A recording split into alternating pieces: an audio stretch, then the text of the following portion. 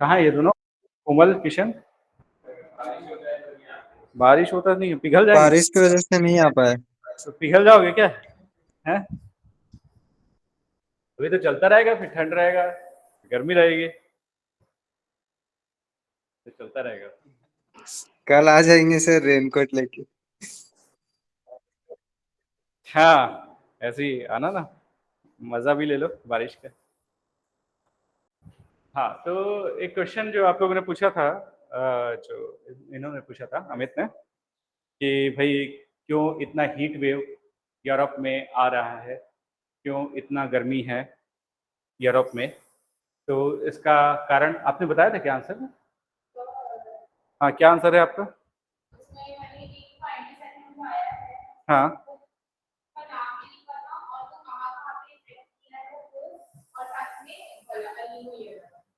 अच्छा,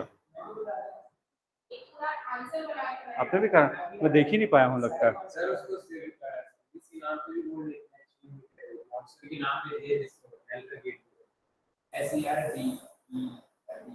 उसका नाम दिया है, अच्छा हाँ।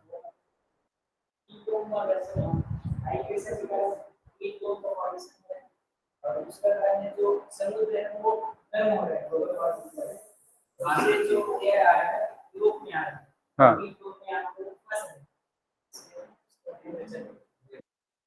अच्छा। देखो क्या होता है, अभी आप लोगों ने एंटी साइक्लोन नहीं पढ़ा है ना? हाँ, तो एंटी साइक्लोन होता क्या है अभी हम लोग नहीं जानते, तो बस इतना समझो, कोई भी साइक्लोन होता है उसका एंटी है एंटी साइक्लोन। साइक्लोन का जो जब फॉर्मेशन होता है तो साइक्लोन के बीच में जो प्रेशर होता है, जो दबाव होता है, वो कम होता है कि ज्यादा होता है? लो प्रेशर होता है, निम्न दाब होता है, कि हाई प्रेशर होता है मिडिल में साइक्लोन के?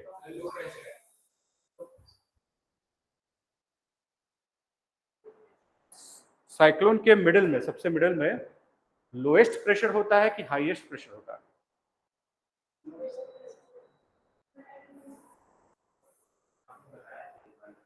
लोएस्ट होता है। इसका मतलब वहां पे एयर जो होता है वो राइज कर रही है, उठ रही है, हवा ऊपर जा रही है, कि एयर सबसाइड कर रही है, हवा नीचे आ रही है? अगर वो निम्न दाब है, वो लो प्रेशर है, तो आसपास की एयर अट्रैक्ट होगी उसकी तरफ? तो जाएगी कहाँ? नीचे जाएगी? ऊपर जाएगी? ऊपर जाएगी? क्या होता है, जब साइक्लोन हमेशा से गर्मी के दिन में आता है ना? गर्मी के दिन में जब लैंड बहुत ज्यादा गर्म हो जाता है, तो वहां की जो एयर है वो ऊपर चले जाती है, वहां की जो एयर है वो ऊपर चले जाती है। अब उसको रिप्लेस करने के लिए बगल की एयर आती है, वो भी उस लैंड से गर्म होकर फिर ऊपर जाती है। ये प्रोसेस चलता जाता है, ऐसा करके ऊपर जाते जा रहा है, जाते जा रहा है, जाते जा रहा है। तो लो प्रेशर है, क्यों है? क्योंकि टेम्परेचर हाई है, ठीक है। और टेम्परेचर क्यों हाई है? क्योंकि लैंड गर्म है। लैंड गर्म है तो उसके ऊपर का एयर भी गर्म हो जाता है, और वो गर्म होगा तो हल्का होगा कि भारी होगा? एयर गर्म होता है तो हल्का होता है कि भारी होता है? लाइट हो जाता है ना, हल्का हो जाता है। तो लाइट होगा तो ऊपर राइज करेगा, तो राइज करेगा तो फिर से उसको रिप्लेस करने के लिए आसपास की एयर आएगी, क्योंकि उस जगह का एयर प्रेशर कम हो जाएगा, क्योंकि वहां का एयर तो खत्म हो गया, तो प्रेशर कम हो जाएगा ना, तो आसपास की एयर आएगी वहां पे, और वो फिर गर्म होगी, फिर ऊपर राइज होगी। तो ये साइक्लोन में होता है, ठीक है ना? ये साइक्लोन में होता है। तो अब ये ऊपर जा रही है, तो क्या मैं बोल सकता हूं एक साइक्लोन के ऊपर में एंटी साइक्लोन होता है?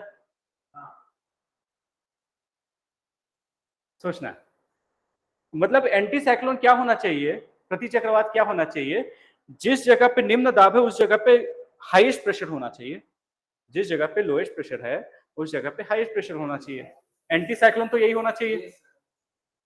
और किसी भी साइक्लोन में हवा अट्रैक्ट होती है, तो एंटी साइक्लोन में हवा डिफ्लेक्ट होनी चाहिए, भागनी चाहिए वहां से, यही होनी चाहिए, है ना? तो साइक्लोन का अपोजिट यही है। तो इसका मतलब क्या है? हाँ, हाँ, एंटी साइक्लोन। अब देखो, एयर ऊपर में राइज की तो जाएगी कहाँ? तो जाएगी साइड साइड में, तो वो तो ऊपर में एंटी साइक्लोन ही है।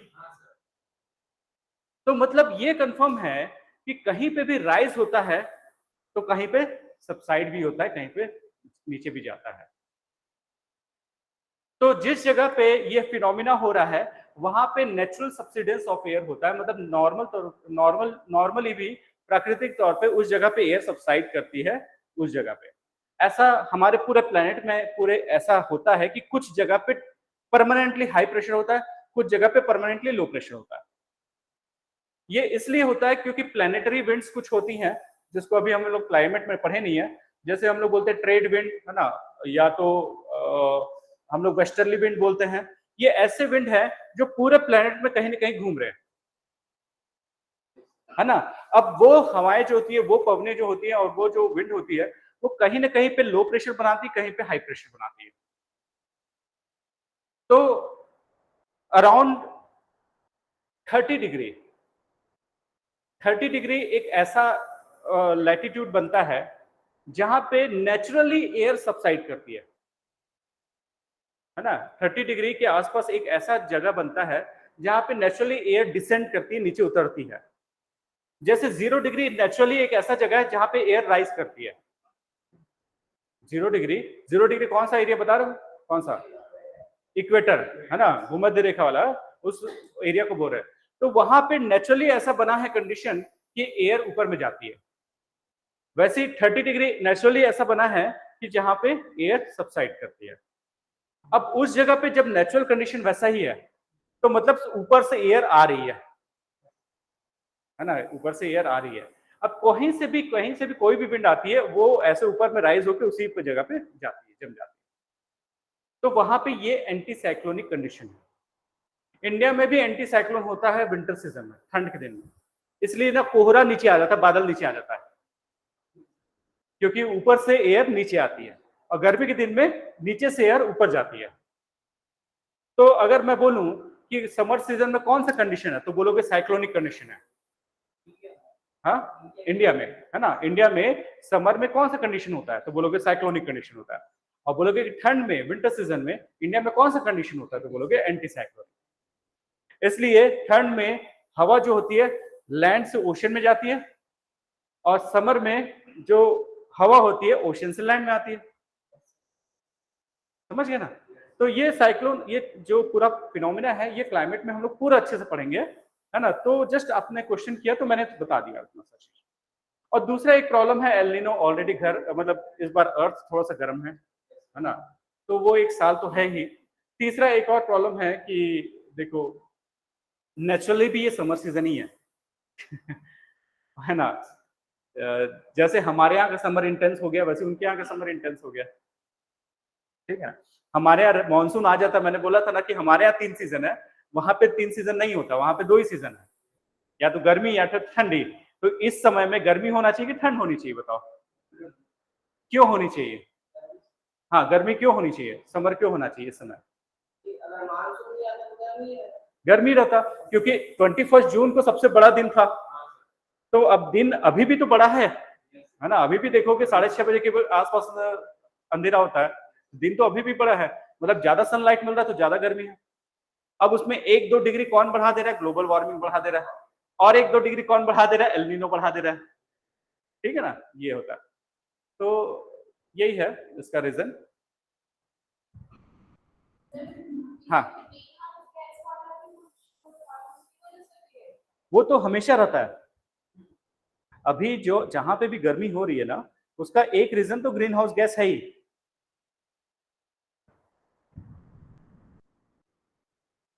IPCC inter panel, intergovernmental panel on climate change ने अपने असेसमेंट रिपोर्ट में लिखा है कि ये ग्लोबल वार्मिंग जो है हमारे कारण से, जो ग्रीन हाउस गैस निकला है उसी कारण से है। हाँ, ह्यूमन एक्टिविटीज। तो हम लोग ने जितना कार्बन डाइऑक्साइड प्रोड्यूस किया है, इतना ज्यादा कार्बन डाइऑक्साइड पैदा किया है, उसके कारण से हमारा अर्थ गर्म हो गया है। ये रिटर्न फॉर्म में पहली बार आया था, इसमें, वो रिपोर्ट में। तो जब आप बोलोगे ना तो बोलना कि आईपीसीसी के, लिख देता हूँ,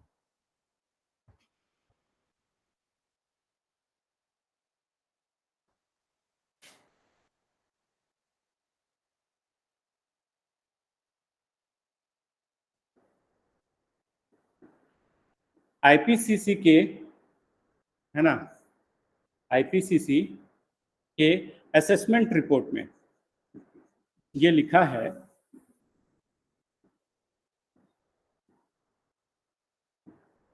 असेसमेंट रिपोर्ट में ये लिखा है कि ये जो ग्लोबल वार्मिंग है ये ह्यूमन के कारण से है। अभी तक तो हम लोग बोलते जा रहे थे, पर कहाँ रिटर्न फॉर्म में कहाँ पे है ना, ये है। हाँ, inter governmental panel on climate change, है ना, इसके बारे में एनवायरमेंट में पढ़ेंगे हम लोग। बस ये लिख लो, इतना ही से लिख लो कि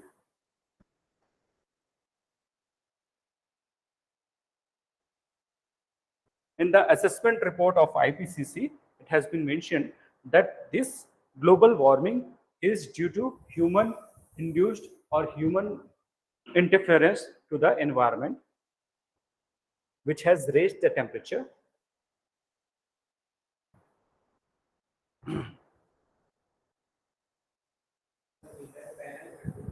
Intergovernmental panel on climate change.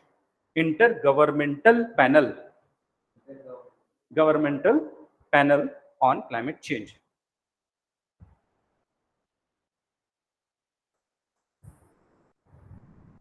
ठीक, तो आज हम लोग अपने टॉपिक पे आते हैं। अच्छा, एक चीज पूछना था आप लोगों सबसे, है ना, जो आप लोग 6 से पहले भी फ्री हो? फ्री हो? Yes sir. ऑनलाइन में 6 से पहले फ्री हो? Yes sir. सभी लोग?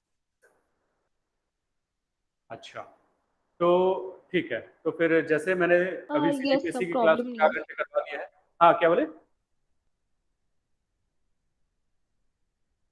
कुछ बोला आपने? दिगेश्वरी, आप बोल रहे थे क्या?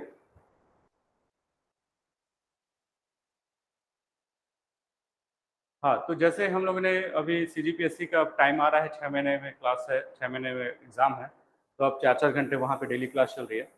अब आप लोग उस पोजीशन पे हो कि धीरे से हम लोग लॉन्च कर दें अपना हायर वर्जन, तो इसलिए मैं चाह रहा था कि थोड़ा सा 1 घंटे या 2 घंटे पहले आप लोग आ सकते हो, तो हम लोग एक और क्लास लगा देंगे, ठीक है?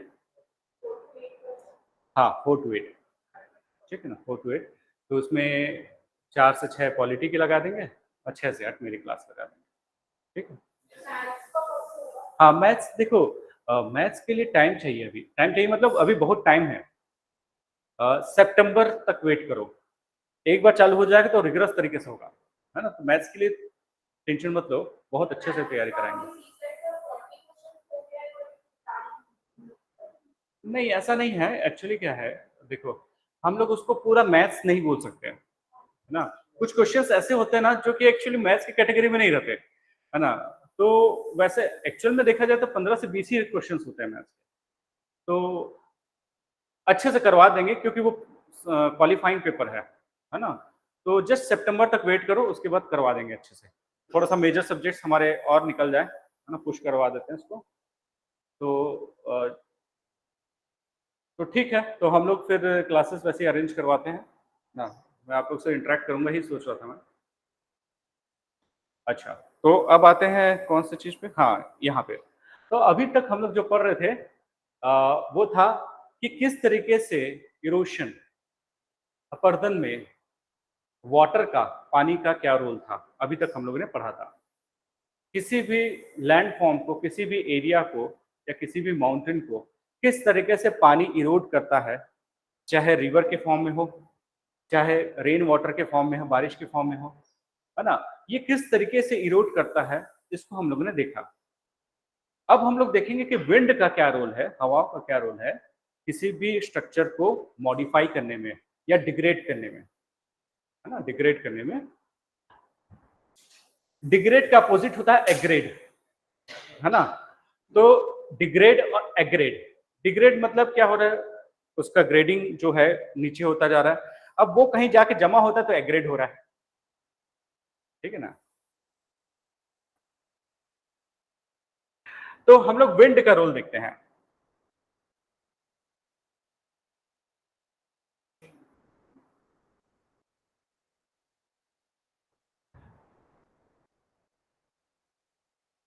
तो विंड क्या करती है ये मैं आपको बताता हूँ, हवाएं क्या करती हैं। ये बहुत बदमाश हैं ये लोग। क्या करते हैं ये लोग, क्या है, डस्ट पार्टिकल, धूल को, है ना, किसी स्ट्रक्चर से उड़ा के लेके जाते हैं, है ना, और क्या करते हैं, ब्लास्ट करते हैं, किसी स्ट्रक्चर को दूसरे पे थ्रो करते हैं, और उसमें से फिर डस्ट पार्टिकल उठाते हैं, फिर कहीं जाके फिर ब्लास्ट करते हैं। तो सोचो, एक हवा चल रही है और उस हवा के साथ सैंड के पार्टिकल जा रहे हैं, तो उसको ज्यादा हर्ट होगा ना। तो यही होता है। क्या करते हैं ये, जब हवा चलती है तो बहुत सारे सैंड के पार्टिकल्स को अपने साथ उड़ाती है, फिर किसी स्ट्रक्चर पे थ्रो करती है, उसमें से बहुत सारे सैंड के पार्टिकल निकलते हैं, उसको उठाती है और उसको फिर कहीं जाके थ्रो करती है। इस तरीके से वो एक प्रकार से, आपने कभी देखा होगा जब घर में पुताई होता है तो एक सैंड पेपर से घिसते हैं, है ना, उसको सैंड पेपर बोलते हैं, है ना, मतलब वैसा पेपर जिसमें सैंड है, रेत है ना, रेत माल बोलते हैं ना, हाँ। तो वही, तो उससे घिसते हैं। तो अगर सोचो नेचुरली ऐसा कोई स्ट्रक्चर जिसमें रोज सैंड पेपर घिसाई हो रहा है, तो इस तरीके से विंड काम करती है, नेचुरली सैंड ले जाके घिसते रहती है। इसको हम लोग बोलते हैं सैंड इरोजन, तो ठीक है। इसको कहा गया, हाँ,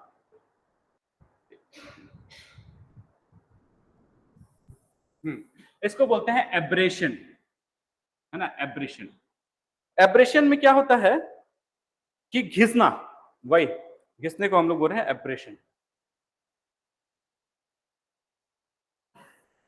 और डिफ्लेशन क्या होता है? इन्फ्लेशन सुना है, महंगाई बोलते हैं हम लोग, हाँ। इसका मतलब क्या है? कोई चीज बढ़ता जाना, फूलना। जैसे बलून को, फुग्गा को फुलाने को हम लोग बोलते हैं बलून को इन्फ्लेट करना, फुलाना। तो डिफ्लेशन मतलब उसको डिक्रीज करना। तो मतलब किसी स्ट्रक्चर में दो टाइप का प्रोसेस हो रहा है, एक तो घिसाई हो रही है ना, एब्रेशन, एंड सेकेंड चीज हो रहा है उसका जो साइज है वो छोटा होता जा रहा है, ठीक है, डिफ्लेशन होता जा रहा है।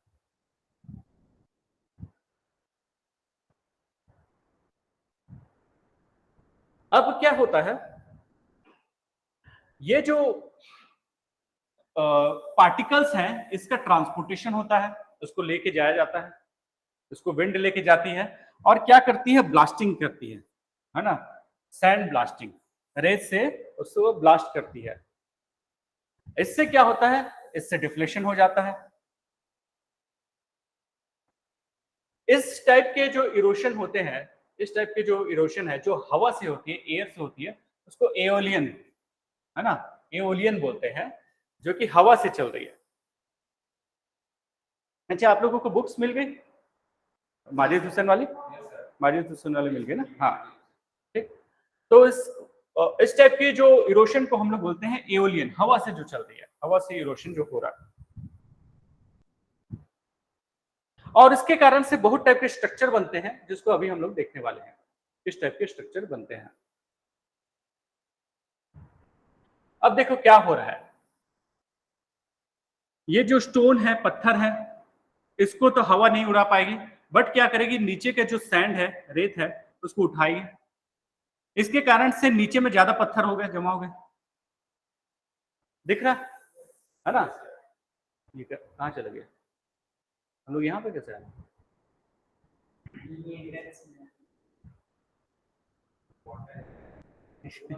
अच्छा, ये टच हो गया होगा उधर से, बड़ा पीछे चले गए।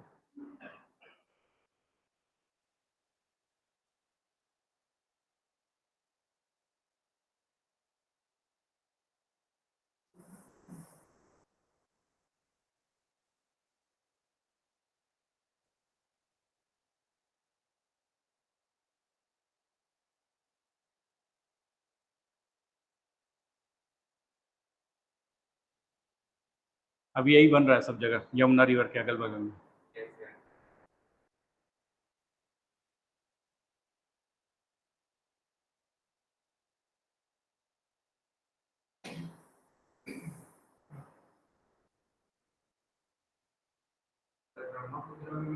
हाँ, ब्रह्मपुत्र में भी हो रहा है। गंगा नदी भागीरथी नदी और से मिलने के बाद अलकनंदा से मिलने के बाद गंगा। हाँ, भागीरथी अलकनंदा से मिलती है, बीए ऊपर में नॉर्थ में भागीरथी और साउथ में अलकनंदा, ये दोनों जगह मिलते हैं। उसके बाद जो नाम है उसके बाद गंगा नाम देते हैं। ऐसे करके कुछ रहता है।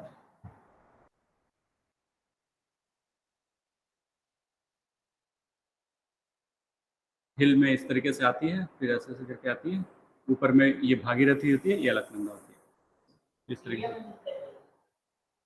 हाँ, इंडिया में।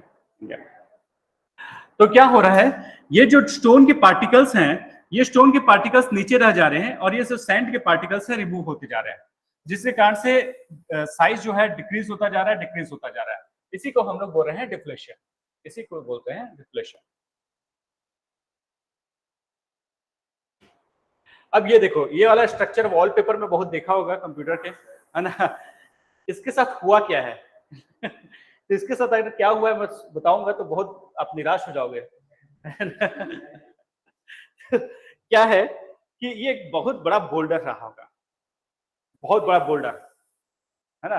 हुआ क्या समझो, जैसे ये पूरा बोल्डर है, ये पूरा बोल्डर है, इतना बड़ा बोल्डर, ये पूरा कनेक्टेड है ना, एक बड़ा सा पत्थर है, उसमें ना एक छोटा सा होल हो गया छोटा सा उसमें होल हो गया, है ना, उसमें नहीं हो गया क्या है कि ये सैंड के स्टोन है, देखो इसको देख रहे हैं ना, हाँ, तो इसमें नेचुरली ना इसमें थोड़ा सा पोर्स होते हैं, है ना, होल्स होते हैं ऐसा। अब उसमें से हवा जाने लगी, तो हवा तो गई, उसके साथ साथ उसमें सैंड भी जाने लग गया, सैंड के पार्टिकल जो उठा के ले गया था वो भी जाने लगा, तो वो जो है वो विंडो बन गया बड़ा सा, है ना, खिड़की, फिर आने जाने का रास्ता बन गया हवा के। उसके बाद और इरोड करने, उसी से हवा विंड से सैंड फिर से उठा के लेके गई, फिर से उसके अंदर से जा रही है, उसके कारण से ये पूरा ब्रिज बन गया। तो हुआ क्या, ये पूरा एक स्टोन था, बड़ा सा बोल्डर था, उसमें छोटा सा होल हो गया, उसमें से हवा जाने लगी, हवा जाते जाते पूरा विंडो बना दिया, उसके बाद इतना बड़ा स्ट्रक्चर बना दिया लाइक अ ब्रिज। ये विंड देखो, जब ना इसमें ना ऐसे फाइन मतलब बोलना चाहिए कि चिकना टाइप का इसका सरफेस हो जाता है, काफी फाइन सरफेस हो जाता है ना, घिसाई टाइप का हो जाता है, एब्रेशन इसी को, तो वो विंड के कारण से होता है ना। वाटर का ट्रेस थोड़ा अलग होता है, और वैसे भी ये एरिया थोड़ा ड्राई है, पीछे से देखोगे ना थोड़ा सा ये ड्राई एरिया है, और ड्राई एरिया में ही ऐसा होता है।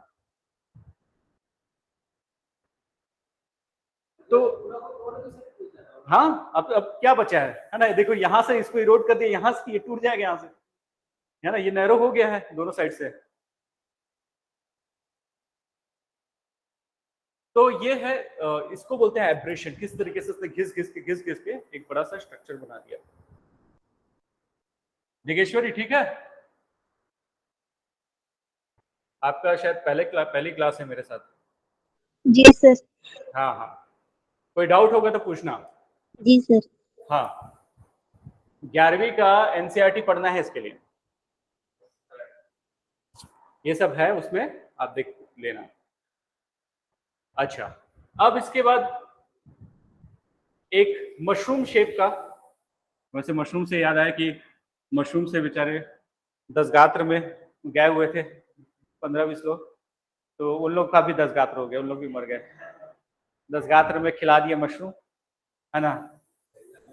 हाँ, मैंने बताया था कि मोस्ट ऑफ द जो मशरूम होते हैं जो आपके सराउंडिंग में होते हैं वो जहरीले होते हैं, है ना, वो डेंजरस होते हैं, पॉइजनस होते हैं। तो अब वो फुटू समझ के उसको उठा के सब्जी बनवा दिया, बेचारे 10 गात्र में आए थे, वो लोग को अभी 10 गात्र करना पड़ेगा 10 दिन बाद। हाँ, वो फंगस है, हाँ, फुटू नहीं, फुटू अलग उगता है वाकई में, पर उन लोगों ने आइडेंटिफाई नहीं किया होगा ना कि ये फुटू है कि ये खाने लायक नहीं है, मशरूम है, नॉर्मल है, जंगली वाला।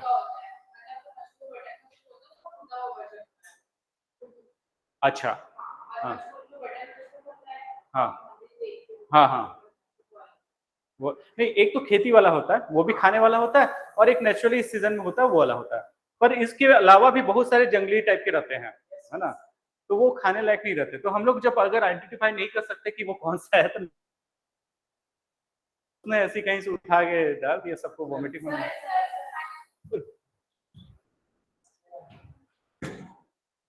रुको, गिरने दो। हाँ, वही स्पीड कम करेंगे तो फास्ट में हो जाएगा।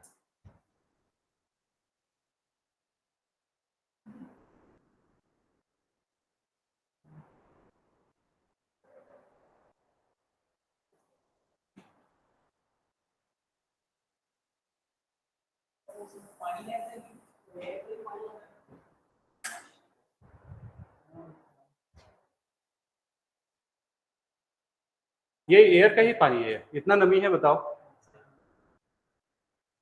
क्लास में नहीं हुआ भाई, तो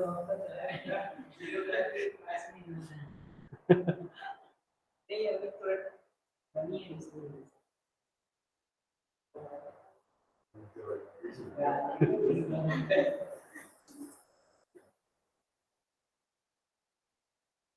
सर 11 का कौन सा एनसीईआरटी बोले? 11th का फंडामेंटल ऑफ फिजिकल ज्योग्राफी। किसने पूछा? कोमल ना? हाँ, 11th का मैंने पूछा सर। भौतिक भूगोल का क्या है? हाँ, मूलभूत सिद्धांत। भौतिक भूगोल का मूलभूत सिद्धांत।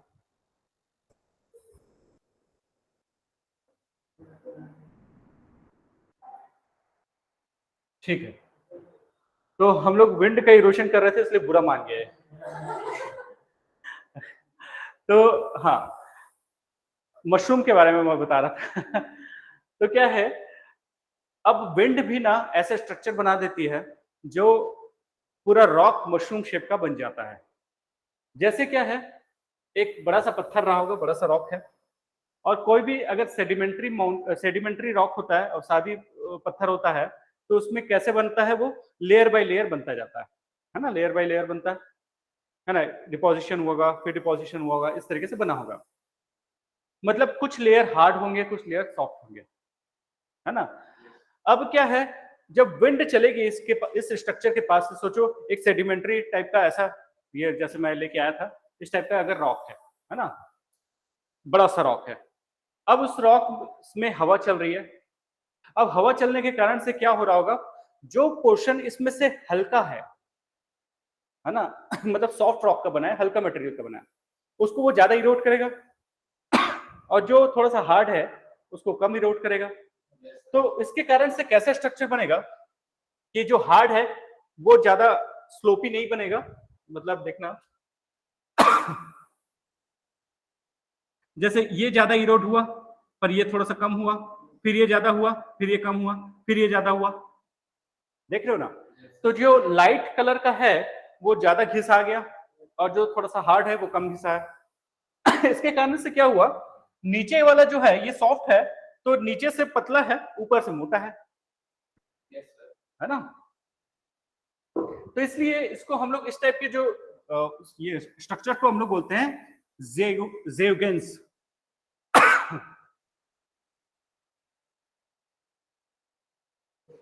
हाँ, ज़ेउगेंस।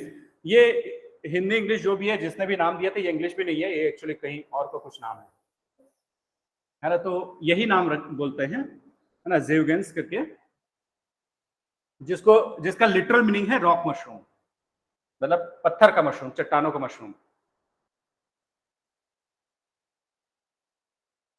और ये क्यों बना है इसके बारे में मैंने बता दिया, सॉफ्ट रॉक को वो इरोड ज्यादा करता है as compare to hard rock, इसके कारण से ये ऐसा बना।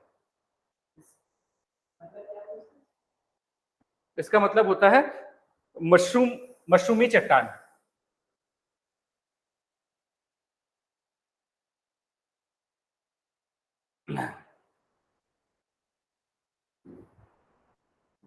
दुआ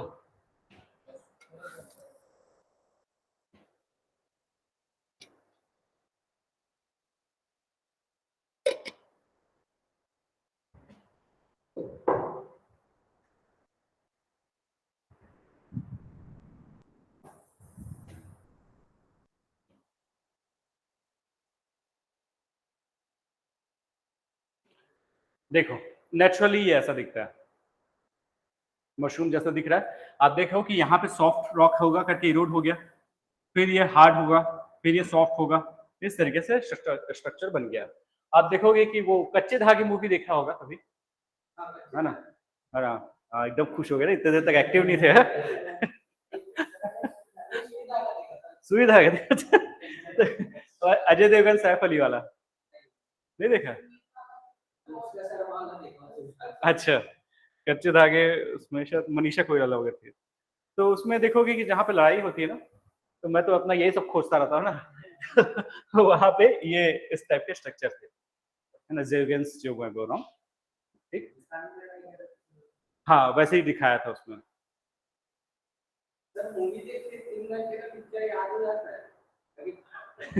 वही मैं बोल रहा हूँ कि ना, जितना भी मूवीज होते हैं ना, नॉर्मली वो उस लोकेशन का बेस्ट प्लेस पे होता है ना? तो इसलिए ना उसके बैकग्राउंड में देखते जाओगे ना, तो आपको अंदाज होता जाएगा कि यहाँ पर ऐसा है वैसा है करके।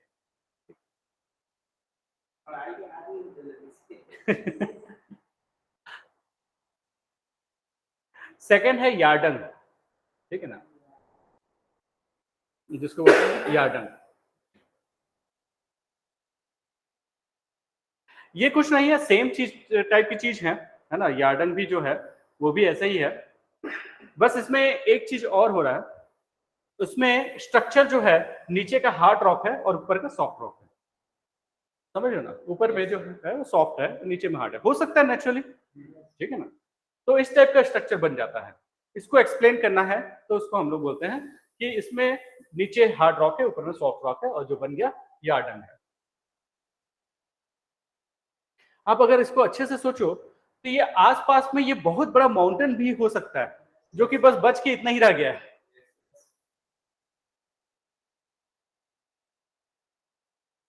मतलब ये उस एरिया का सबसे हार्डेस्ट रॉक होगा, तभी बचा हुआ है, नहीं तो बचता नहीं। सर ये माउंटेन कैसे?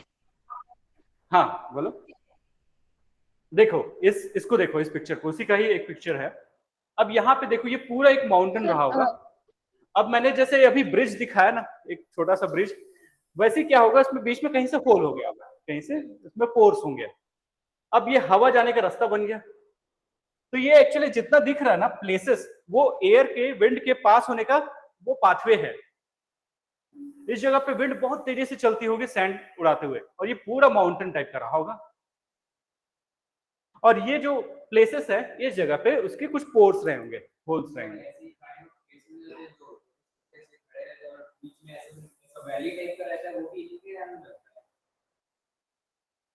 देखो, जहां पे ना रेनफॉल कम होता है, वहां पे विंड रोल प्ले करती है। ये इसको टाइम लगता है करने में, पर यही वाटर होता ना तो सबको तोड़ ताड़ डालता अभी तक, है ना? तो इसलिए क्या है, विंड का रोल देखना है तो वो ड्राई एरिया में देखना होता है, पर इट डजंट मीन कि यहाँ पे विंड रोल प्ले नहीं करता, यहाँ पे भी रोल प्ले करता है। जैसे क्या है, बारिश क्या करती है, किसी बिल्डिंग को पूरा सेचुरेट कर देती है, पूरा गीला कर देती है, और विंड उसको धक्का देके उड़ा देती है। तो विंड भी अपना रोल प्ले कर रही है कि नहीं? हिमाचल में देखो, जितना लैंडस्लाइड होता है उसका रीजन है, हिमालय खुद में इतना हाईली एलिवेटेड है, तो उसमें ग्रेविटी ज्यादा रोल प्ले करती है।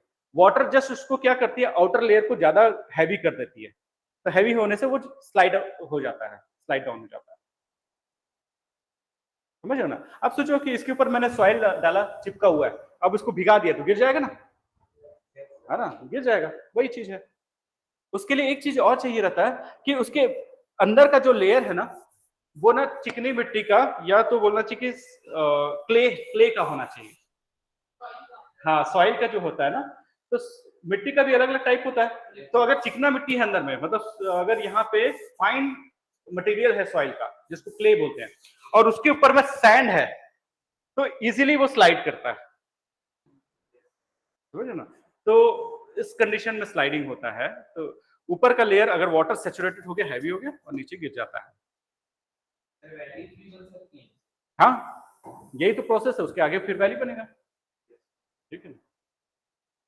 सर इसका वीडियो ये होगा विंड क्या? की वजह से। किसका वीडियो? जो यार्डंग है उसका GIF वगैरह। अच्छा, उसका GIF लेके तो नहीं आया मैं, तो अच्छा है, बताया। अब एक आध GIF निकाल लूंगा मैं, ठीक है। अगर होता है ना ग्रुप में, यूट्यूब में का लिंक डाल दूंगा मैं, ठीक है। अमित एक्टिव रहता है, मुझे पूछता रहता है बीच बीच में, रोज तंग करेगा, एक क्वेश्चन पूछेगा, है ना। तो अच्छा है, तो इसीलिए मैं उसको ना सीधा ग्रुप में थ्रो कर देता हूँ। मैं बोलता हूँ ग्रुप में पूछो, सब लोगों को एक्टिव करेंगे, सब लोग आंसर करेंगे, और उसके बाद फिर आंसर करने में मजा आएगा।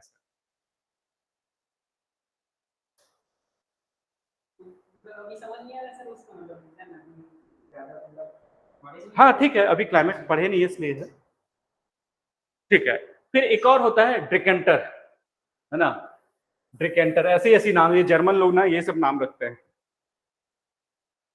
जर्मन लैंग्वेज ही इतना टफ है कि जो थ्योरी दिए रहते हैं ना, जर्मन के जो साइंटिस्ट होते हैं, वो जो थ्योरी दिए रहते हैं, उसको दूसरे लैंग्वेज वालों को समझने में ना बहुत डिफिकल्टी होती है कि वो क्या बोलना चाह रहा था करके, ऐसा होता है। और रियल फॉर्म अभी तक नहीं समझ पाते हैं, मतलब वो एक्चुअल में क्या बोलना चाह रहा था, ऐसा होता है जर्मन के साथ। तो ड्रिकेंटर, ठीक, ये क्या होता है, ये कैसे बनता है?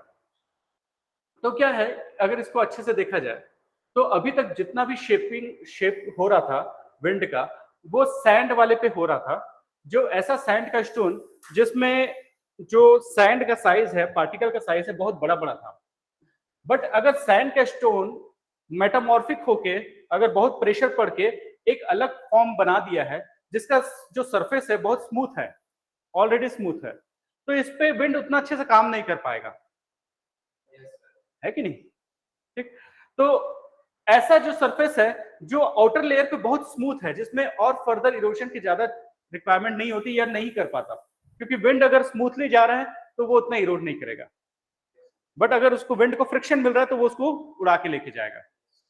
जैसे क्या है, एक अच्छा चीज मैं आपको बताता हूं, अगर बाय द वे मून नहीं रहता तो हमारा दिन जो है, जो डे और नाइट का टाइम जो है, वो छोटा रहता कि बड़ा रहता?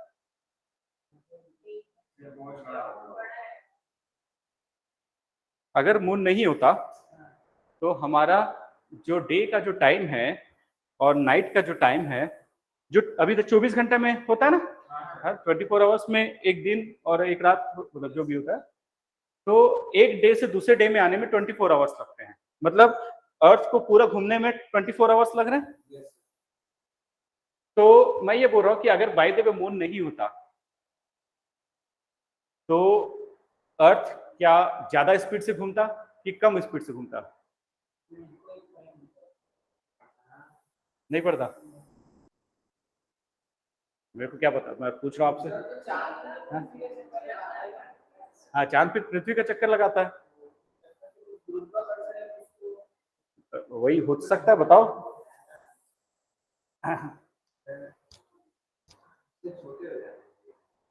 ज्यादा स्पीड से।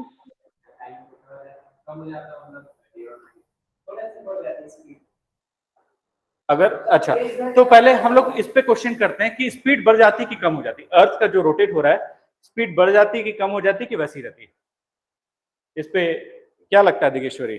अगर मैंने चांद को ले गया, चंदा मामा को आपके दूर ले गया मैंने खोए पकाने के लिए, तो हमारे पृथ्वी, हमारे अर्थ का क्या होता? स्पीड से घूमता, स्लो घूमता, वैसे ही घूमता?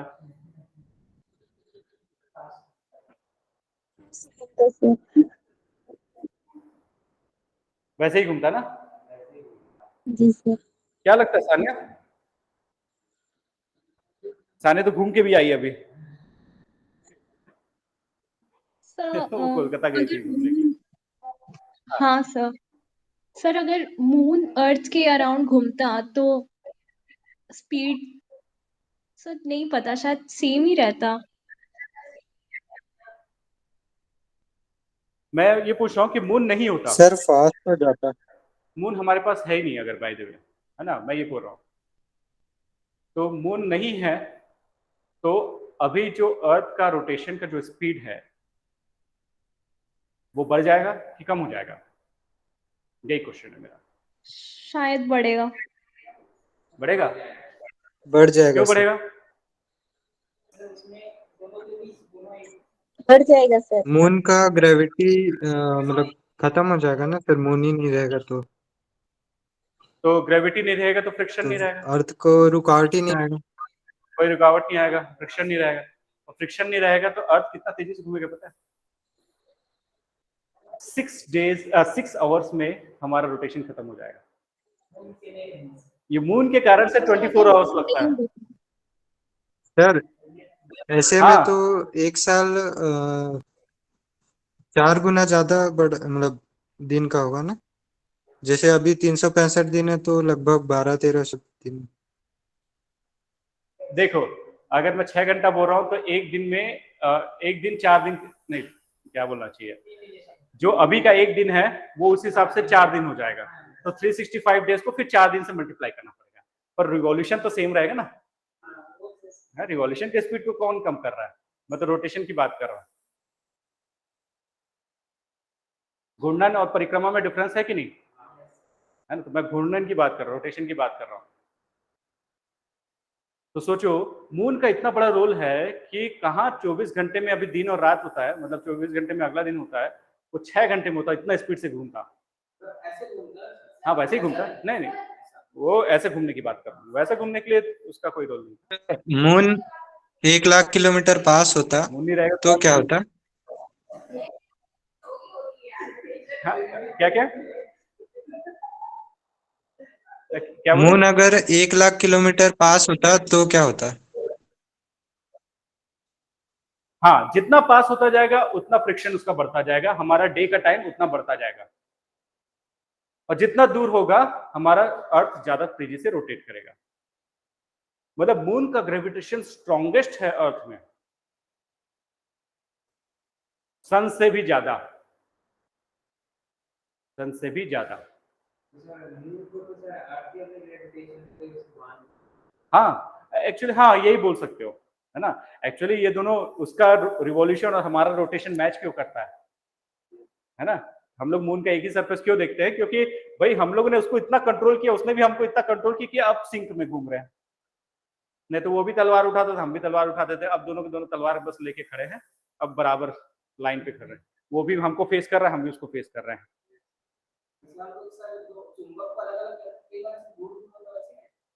नहीं वैसा नहीं है, वैसा नहीं है। देखो पहले मून बहुत तेजी से घूमता होगा, है ना, तो सारा सरफेस दिखता होगा, मून का सारा साइड दिखता होगा, है ना, बट अर्थ उसको रोकता होगा नहीं, अपने लाइन पे रह करके, सीधा रह करके, है ना। तो उसको इतना रोक दिया कि वो अब ऐसे घूमता भी है और रिवॉल्व भी होता है। देखो ये घूम भी रहा है और परिक्रमा भी कर रहा है ना, रिवॉल्यूशन, रोटेशन भी हो रहा है, रिवॉल्यूशन भी हो रहा है, बट हम लोग को हमेशा से एक ही फेस दिखा रहा है ना, ऐसे करके वो घूम रहा है, तो वो अपना तो रोटेशन कर रहा है, पर हमको अपना एक ही फेस दिखा रहा है। क्यों दिखा रहा है? क्योंकि अर्थ उसको बांध के रखा हुआ है भाई, चमका के रखा है कि भाई तू आंख मेरे सामने रखना है, पीछे मत दिखाना है। तो अर्थ का ग्रेविटेशन मून को है, मून का ग्रेविटेशन अर्थ को है। तो मून भी बोला कि मैं तेरे को रोक दूंगा, है ना, जितना तेजी से घूम रहा है तेरे को ही कम करूंगा, है ना। तो रोटेशन और रिवॉल्यूशन का टाइम उसका सेम होता है, रोटेशन कर रहा है। हाँ हमेशा अंधेरा होता है, हम लोग को दिखता नहीं वो, नहीं तो यहाँ से तो हम लोग वो जेम्स क्या वेब जो है उसके टेलीस्कोप से तो सारा चीज देख लेते हैं मून का, है ना। तो उसमें टेलीस्कोप काफी था उसके लिए, तो जाने की जरूरत क्या थी। हाँ पहले तो पहुंचेगा, वो आधा सक्सेस हुआ, फिर एक पार्ट अलग होगा, वो दूसरा सक्सेस हुआ, फिर एक पार्ट नीचे जाएगा, वो तीसरा सक्सेस, फिर एक पार्ट निकलेगा और चौथा सक्सेस। मतलब देखो हमारे अर्थ से उसके ग्रेविटेशनल फोर्स में जाना एक बड़ा चैलेंज है। मतलब पहले अपने आप घूमेगा ऐसे ऐसे ऐसे करके, फिर ऐसे ऐसे घूमेगा, है ना। तो जब वो उधर जाएगा तो वो एक बड़ा चैलेंज है। सेकंड बड़ा चैलेंज है उसमें से ऑर्बिटर अलग होना जो कि घूमता रहेगा, और वो लैंडर वहां पे जाना। तो पहले सेपरेट होना सेकंड चैलेंज, फिर सेपरेट होकर लैंड करना वो एक चैलेंज, फिर उसके बाद उसमें से प्रज्ञान का निकलना वो एक अलग चैलेंज। हाँ पिछले बार विक्रम लैंडर जो था वो लैंड नहीं कर पाया, तो उसके अंदर से प्रज्ञान कैसे निकलेगा, तो निकल ही नहीं पाया। ऑर्बिटर है इस बार भी, हाँ उस समय भी, हाँ अभी चंद्रयान 2 का भी ऑर्बिटर है ना, पिछला वाला वो भी देख रहा है इसको, वो उसको हेल्प करेगा। चंद्रयान 2 का ऑर्बिटर तो है ना भाई, बाकी वो सब मर गए थे है ना। हाँ वो घूम ही रहा है।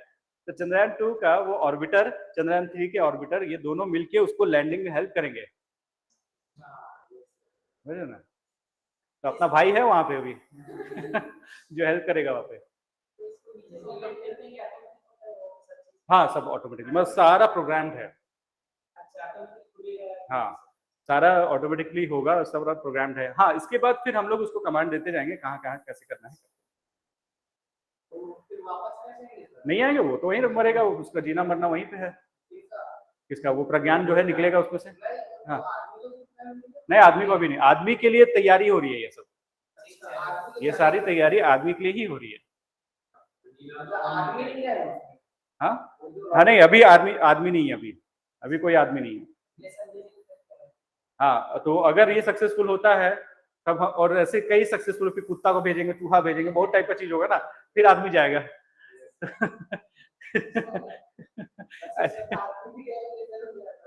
हाँ नहीं नहीं अभी आदमी नहीं गया, उसी की तैयारी है, उसी के लिए चल रहा है सारा।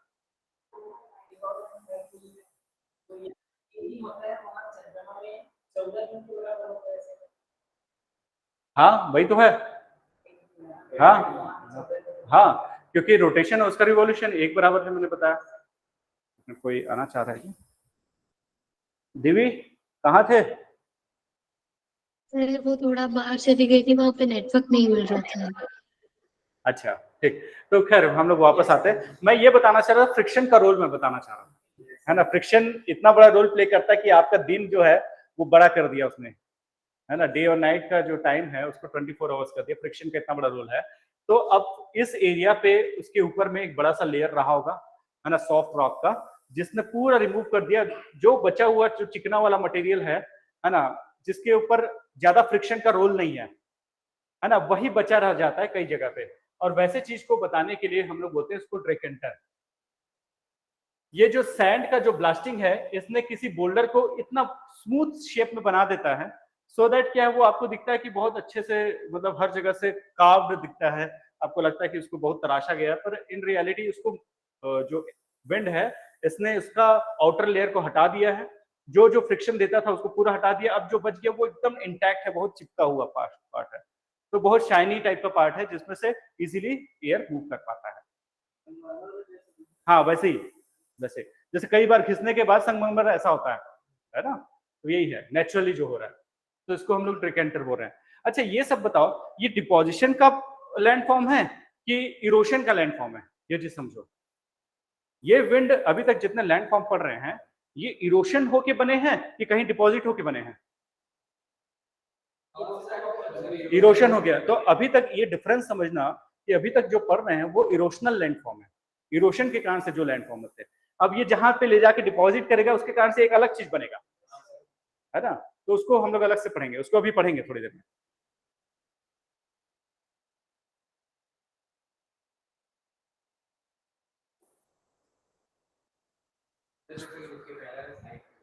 इसके पहले वाला स्लाइड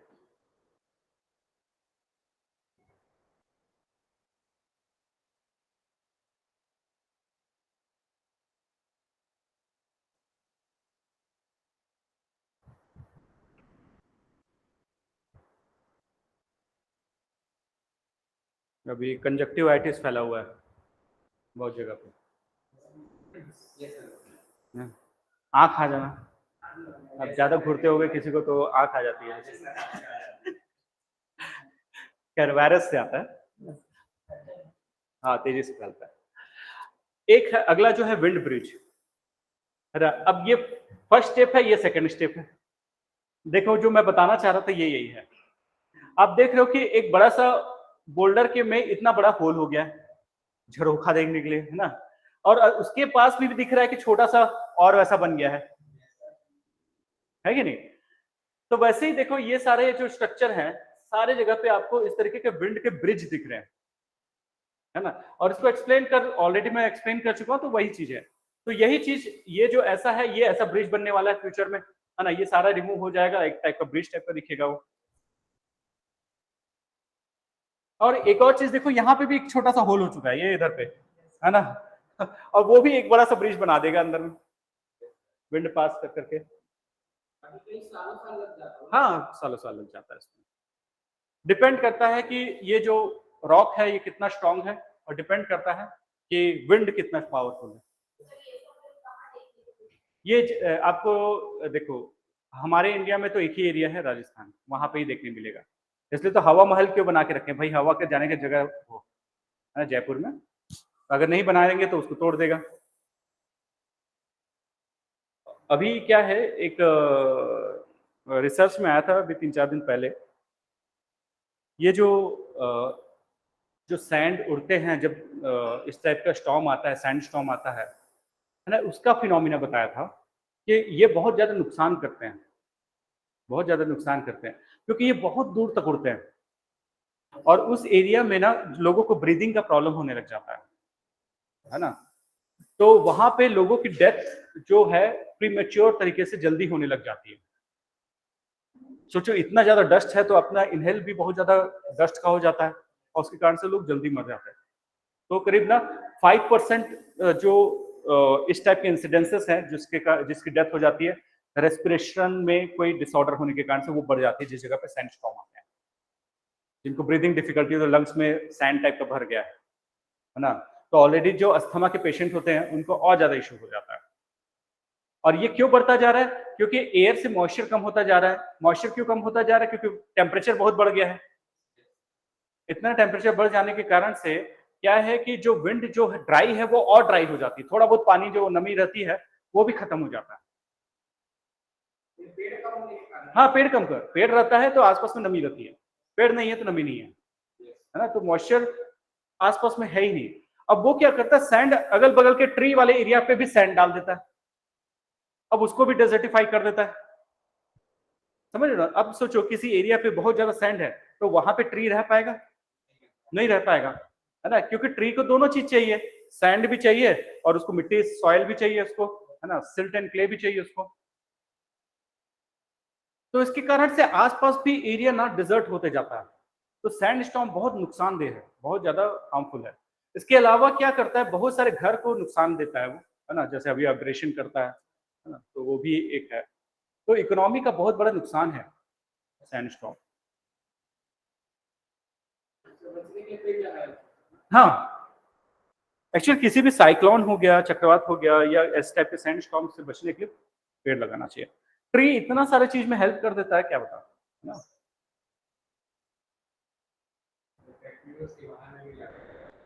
हाँ, फैक्ट्रीज के, अब देखो यहाँ पे भिलाई स्टील प्लांट में कितना ट्री लगाए हुए हैं, है ना, आसपास में पूरा ट्री है। भिलाई में जैसे एंटर करते पूरा ठंडा लगता है, जबकि गर्म लगना चाहिए, इतना बड़ा स्टील प्लांट।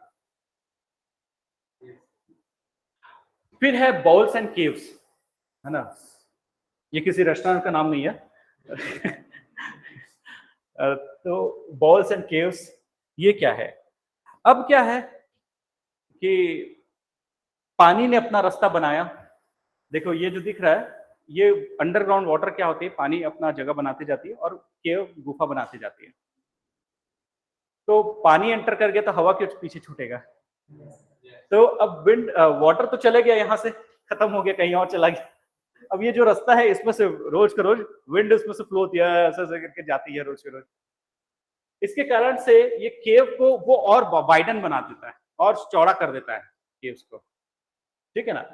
तो इस टाइप के स्ट्रक्चर में को नॉर्मली एनिमल ट्रैप बोलते हैं, क्योंकि ऐसे जगह पे क्या होता है कि दोनों जगह पे पत्थर लगा दो तो एनिमल बंद हो जाता है, फिर उसको मार दो, ऐसा है, ठीक है ना।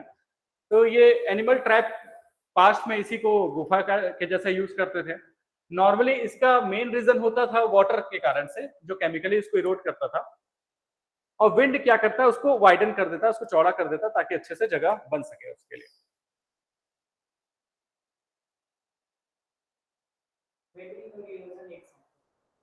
हाँ, वेदरिंग के बाद इरोशन होता है। मैंने बताया था जब वेदरिंग होता है तो टूटता है, इरोशन होता है तो ट्रांसपोर्ट होता है। और इरोशन दो लोग कर रहे हैं, कौन कौन कर रहे हैं? वाटर कर रहा है और विंड कर रहा है।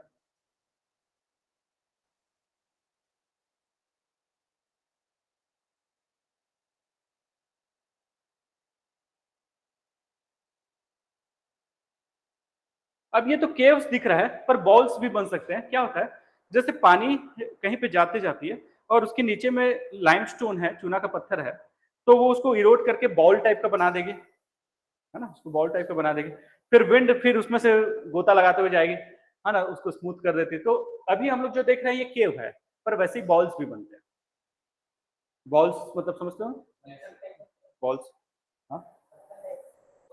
हाँ, नहीं पत्थर टाइप का नहीं, ऐसे कटोरी जैसा, कटोरी जैसा।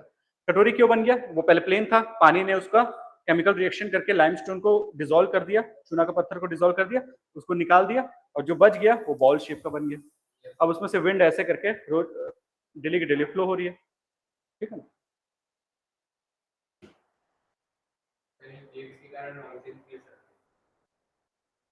हाँ, गिर सकते हैं, बिल्कुल, क्योंकि ये जितना फिनोमिना हो रहा है ना, ये सैंडस्टोन पे हो रहा है ना? वही वीक होता है, उसी पे ही काम होता है।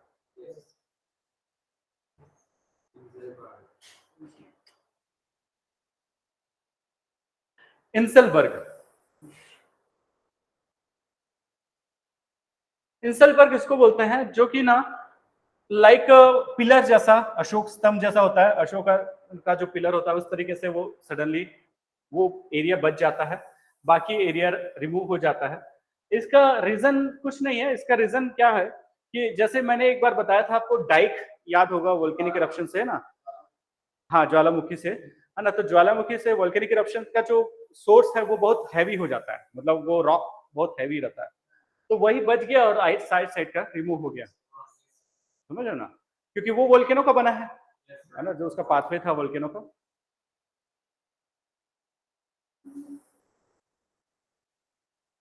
वैसे कोई भी स्ट्रक्चर जो सडनली एकदम से इमर्ज होता है उसको इंसलबर्ग बोलते हैं, है ना? और जिसमें विंड ने रोल प्ले किया है। अब ये क्यों बच गया, इसका रीजन वोल्केनो से आता है, बट ऐसा क्यों दिख रहा है, इसका रीजन विंड से आता है, समझे? ठीक।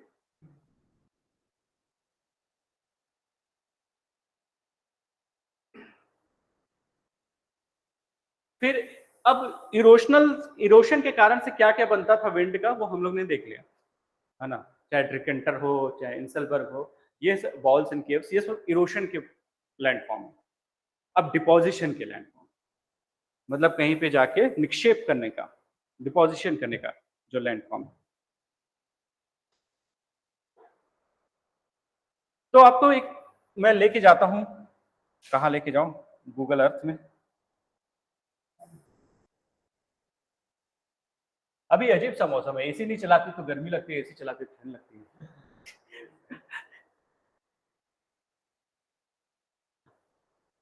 हम लोग आते हैं रेगिस्तान में, राजस्थान में, जैसलमेर के पास जाते हैं।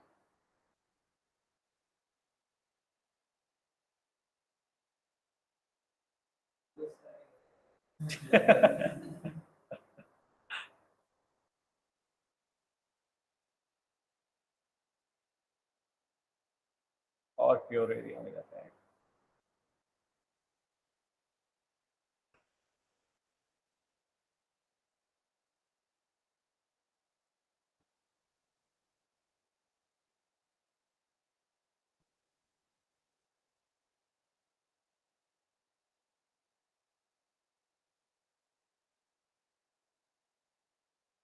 तो जैसे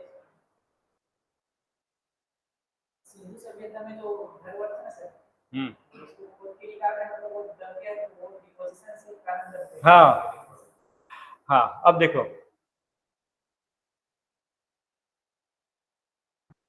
ये कुछ दिख रहा है आपको, थोड़ा सा लहर रिपल जैसा कुछ दिख रहा है आपको?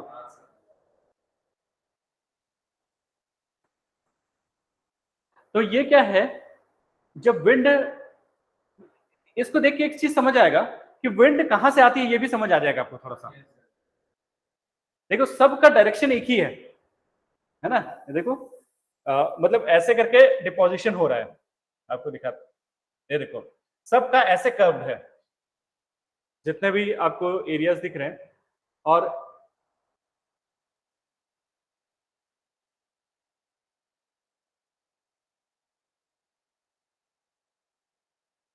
देख रहे हो ये, है ना? इस टाइप का डिपोजिशन, फिर इधर का डिपोजिशन।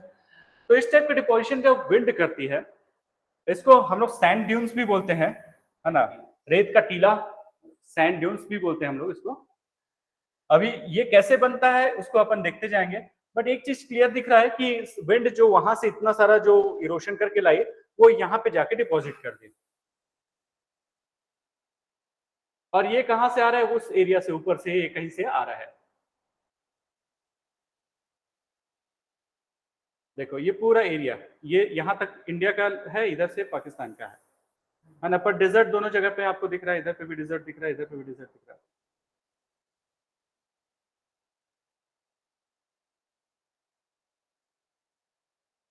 तो जैसलमेर के इस साइड जो है, यहाँ पर रेनफॉल 25 सेंटीमीटर से भी कम की होती है इस जगह पे, ये जो छोटा सा दिख रहा है। तो यहाँ पे कोर डेजर्ट वाला एरिया है इस जगह पे, जबकि आपको इधर पे जो राजस्थान के ईस्टर्न साइड में ना, यहाँ पे आपको थोड़ा ग्रीनरी दिख रही है। तो इस साइड पे एग्रीकल्चर भी अच्छा होता है, पर इस साइड पे उतना अच्छे से नहीं होता।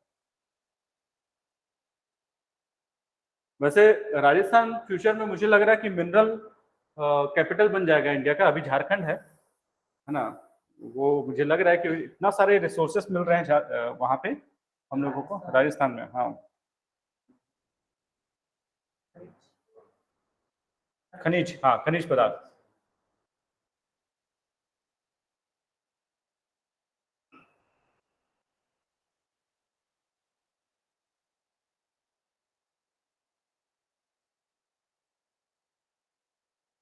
राजस्थान एक्सप्लोर नहीं किया था। हाँ, अब एक्सप्लोर कर रहे हैं,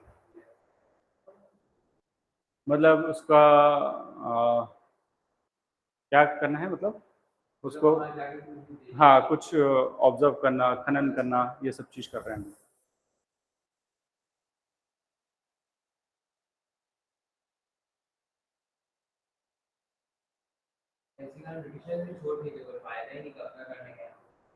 हाँ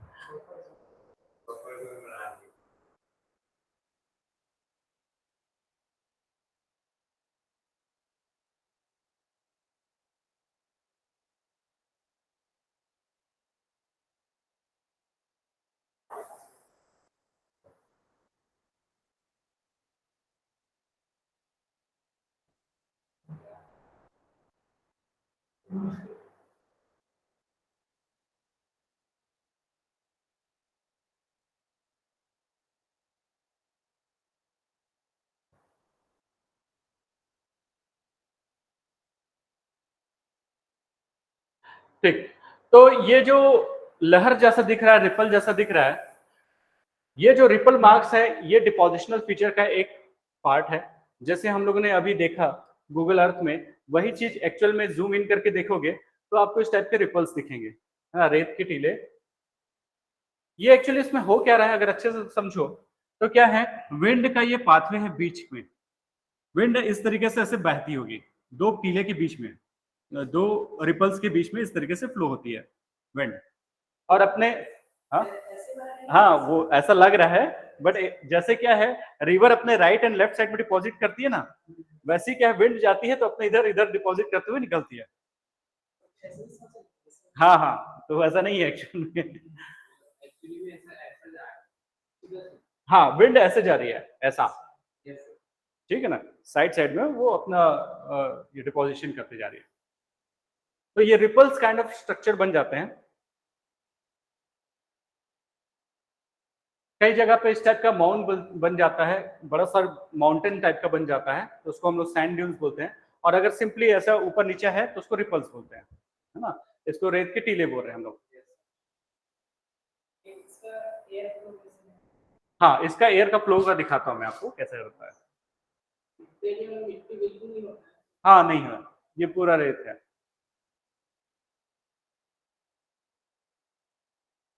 देखो अब इसमें हवा कैसे कैसे चलती है, तो कैसे कैसे स्ट्रक्चर बनते हैं वो हम लोग देखते हैं। जैसे क्या है, इसमें ये जो सैंड ड्यून्स होते हैं, इसमें डायरेक्शन ऑफ विंड ऐसा है, ठीक है ना, डायरेक्शन ऑफ विंड ऐसा है। फिर ऐसे लीनियर ड्यून्स बनते हैं, तो उसमें डायरेक्शन ऑफ विंड क्या है, ऐसे करके चलती है, ताकि ये डिपॉजिट होता जाता है। फिर कुछ पैराबोलिक ड्यून्स बोलते हैं जिसको, है ना, इसमें विंड रिवर के पास से लैंड की तरफ जाती है। तो नॉर्मली आप कभी ना ओशन के आसपास जाओगे या रिवर के आसपास जाओगे तो पीछे साइड में ना आपको एक बड़ा सा सैंड का टीला दिखेगा कभी, है ना, तो वो पैराबोलिक ड्यून्स बोलते हैं इसको। स्टार ड्यून्स नॉर्मली दिखते नहीं है, वो ऐसे करके डिपॉजिट होते हैं, वो उतना नहीं दिखेंगे। फिर एक बार्चन्स करके होते हैं, बार्चन्स ड्यून्स, तो ये ना काइंड ऑफ इसी जैसा होते हैं, जैसे ये ऊपर वाले बार्चन है वैसे ही है, इसमें विंड इस तरीके से चलती है।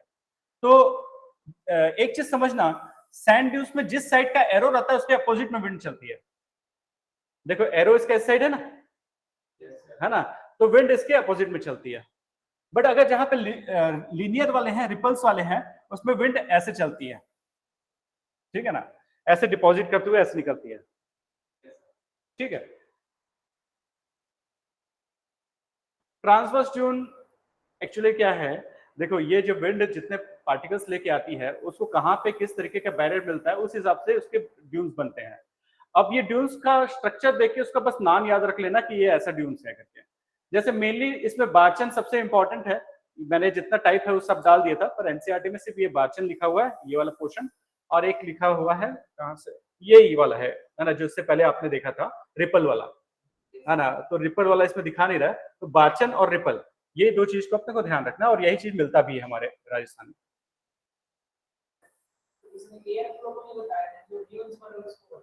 नहीं, ये जो है ये एयर का फ्लो है, डायरेक्शन ऑफ विंड, ये जो है एयर का फ्लो है।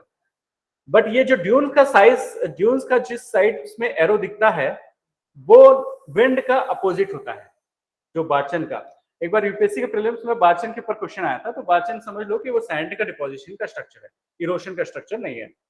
और direction of wind will be opposite to the direction of the barchan. Barchan जिस साइड पे दिखता है उसके अपोजिट में डायरेक्शन ऑफ विंड होता है।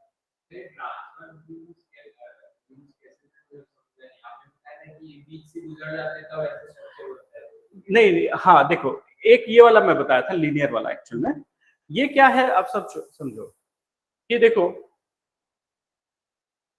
विंड का दो तरीका होता है, या तो एक बड़े एरिया में एक डायरेक्शन में जब विंड एक साथ चलती है, एक बड़े एरिया में विंड जब एक डायरेक्शन में एक साथ चलती है तो बहुत सारा डिपोजिशन एक साथ कर लिया, फिर उसके लिए हवा, मतलब वो जो डिपोजिशन है वही उसके लिए बैरियर हो गया। लाइक जैसे बाइक कूदता है फिर अगले जगह पे डिपोजिशन, फिर अगली पीछे से विंड आई, फिर जैसे बाइक जैसे जंप करता है फिर अगले जगह डिपोजिशन। यहाँ पे ऐसे ही हो रहा है, जब बड़े एरिया पे विंड एक डायरेक्शन में जा रही है तो उसको अपने ही जो बैरियर जहां पे डिपोजिशन किया उसके कारण से वो जंप करती है, फिर डिपोजिशन करती है, फिर जंप करती है, फिर डिपोजिशन करती है। तो इस तरीके से ये बनता जा रहा है। बट अगर जो विंड का डायरेक्शन है वो ऐसा है कि जो बहुत बड़े एरिया पे ना होकर छोटे एरिया पे, तो वो अपना रिपल्स बनाते हुए निकलती है, समझ रहे हो ना, है ना। अगर जैसे पहाड़ों में जो विंड चलती है, जो हिली एरिया में, वो विंड ना एक नैरो पैसेज से जाती है, तो वैसा जब स्ट्रक्चर जब ऐसे एरिया पे बनता है तो आपका रिपल वाला स्ट्रक्चर बनता है ना, जिसमें गली से अंदर से जा रही है वो। बट अगर बहुत लार्ज एरिया पे विंड का एक ही डायरेक्शन है तो वैसे तरीके से डिपोजिशन होता है, फिर ऐसे डिपोजिशन होता जाता है। लाइक जैसे बाइक ऐसे कूदता है वैसे टाइप का है।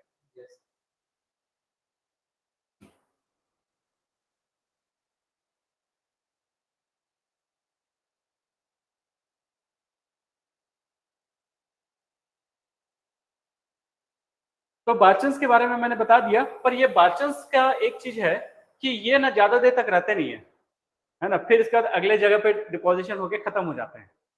ये ना धीरे धीरे आगे बढ़ते जाते हैं, तो ये मोबाइल होते हैं, है ना, मूव होते रहते हैं, दूसरी जगह पे बन जाते हैं। सर हवा से सीधा जाने से टर्न हो जाती है। हाँ, इसमें हवा सीधा नहीं, यहाँ पे क्या हो रहा है आप अगर अच्छे से सोचो, आप सोचो ट्रक में ना एक रेत गिर गया कहीं पे, है ना, अब ना यहाँ से और यहाँ से दोनों जगह से विंड जा रही है ना, तो क्या होगा, यहाँ से विंड का पाथवे बन गया, यहाँ से विंड का पाथवे बन गया, इसके कारण से ये नैरो हो गया, समझ ना। इसलिए विंड के अपोजिट डायरेक्शन में इसका चोंच बनता है, सकरा होता है,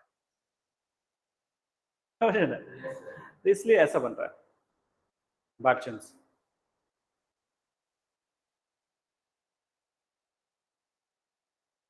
फिर सेफ है, ये पैरेलल जब विंड चलती है इसको सेफ बोलते हैं ना।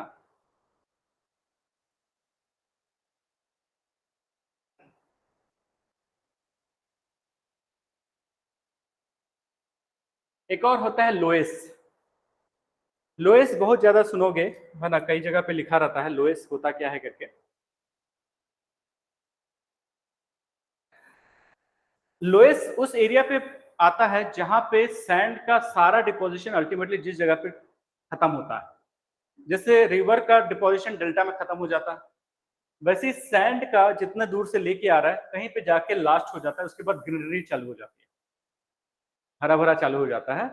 मतलब जहां पे लास्ट एरिया है, जहां उसके बाद आगे नहीं डिपॉजिट होता, एंड पोर्शन।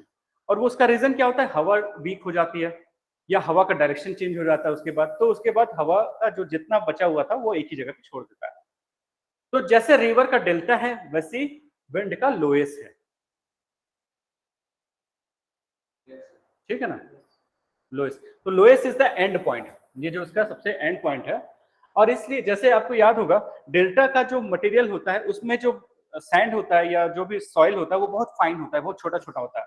वैसे ही इसमें भी जो सबसे लास्ट होता है वो फाइन सिल्ट एंड डस्ट होता है, एकदम छोटा पार्टिकल होता है। बाकी हवा का जब कैपेसिटी कम हो जाती है तो लास्ट में छोटे छोटे पार्टिकल उड़ा के लेके जाएगा और लास्ट में डिपोजिशन कर देता है।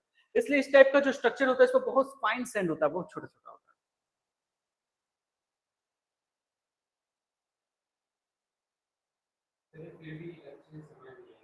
हाँ, देखो क्या है, विंड जाते जा रही है, अब जितने बड़े बड़े पार्टिकल्स हैं वो रास्ते में छूट गए, है ना, कहीं पे उसने बाचन बनाया, कहीं पे कुछ बनाया।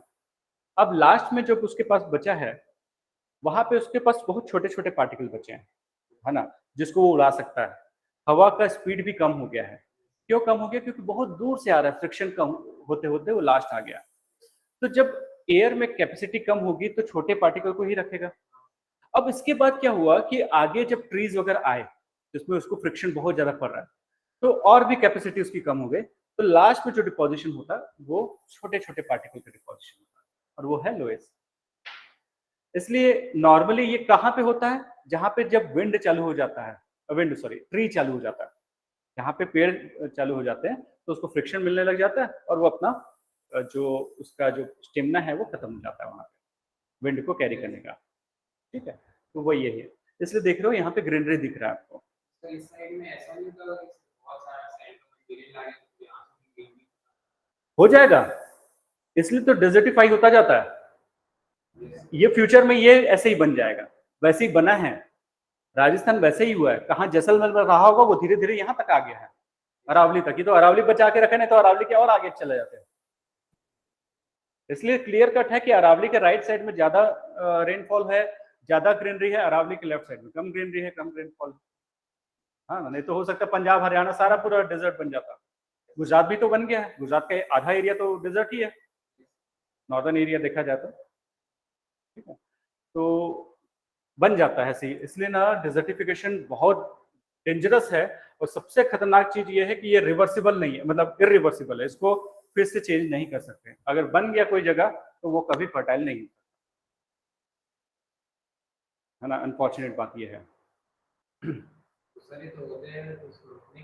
कर रहे हैं ना, इसलिए तो यूनाइटेड नेशन का कन्वेंशन ऑन क्लाइमेट नहीं, United nation convention on combat of desertification, UNCCD, है ना, यूएनसीसीडी इसी पे काम कर रही है कि किस तरीके से पूरे वर्ल्ड का जो रेगिस्तान बनता जा रहा है उसको किस तरीके से रोका जाए, कॉम्बैट ऑफ डेजर्टिफिकेशन, डेजर्टिफिकेशन को कैसे कॉम्बैट किया जाए। हाँ, पेड़ लगाना और भी बैरियर बनाना, बहुत टाइप की चीजें होती है इसमें।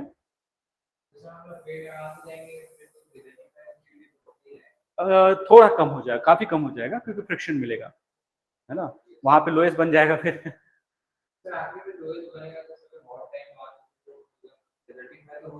हो जाएगा पर एटलीस्ट रुके तो रहेगा वहां पे, मतलब क्या है, हाँ रुका रहेगा। आगे जितना ट्री रहेगा उतना वहीं पे रुके रहेगा, कम ट्री रहेगा आगे बढ़ जाएगा। हाँ, वो लेके जाएगा, उस जगह पे पानी नहीं गिरता इसलिए तो ये विंड काम कर रही है। पानी रहता तो कम से कम नीचे सेटल्ड होता, और सेटल्ड होता तो विंड ज्यादा नहीं उड़ा के लेके जाती। है ना। अभी जैसे क्या है, आप देखो पोल्यूशन सबसे लोएस्ट लेवल पे है अभी, क्यों? क्योंकि पानी ने सेटल कर दिया, जितना धूल है उसको सेटल कर दिया। क्लीनेस्ट एयर है अभी बाहर में। और अभी बीच में एक चीज़ आया था, जैसे लॉकडाउन लगा था, हम्म, तो जितना भी सब चीज़ें बंद थी, हाँ, फैक्ट्री वगैरह सब, हाँ, उससे गंगा का पानी साफ हो गया। हाँ, हो गया था ना, हो गया था, हो गया था। इनफैक्ट ऐसा था कि कई लोग जैसे बोलते हैं ना कि अगर आप अपने घर में कभी देखते होगे तो बहुत दूर का भी नज़ारा दिखता था।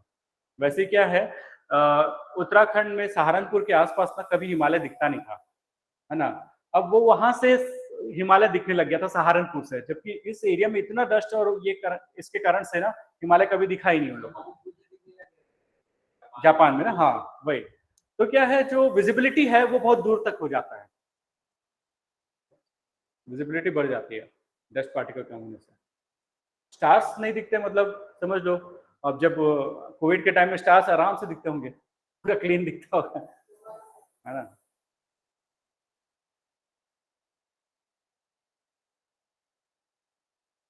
तो विंड के बारे में देख लिए, विंड का इरोशन कैसे काम करता है वो भी देख लिए, और विंड डिपोजिशन कैसे करता है उसको भी देख लिए। विंड के डिपोजिशन में सबसे इंपॉर्टेंट जो है वो है लोएस और बार्चन, है ना। बार्चन और लोएस, बार्चन वैसा, है ना, और लोएस जो लास्ट पे डिपोजिशन है।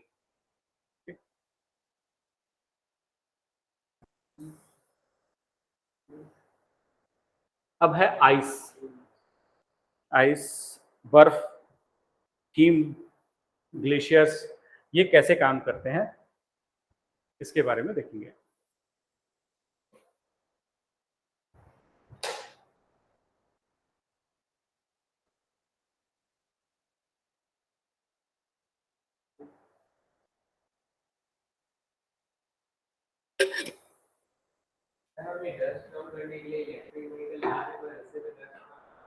होगा ना, हाँ हाँ, अभी नहीं होगा पर बाद में होगा।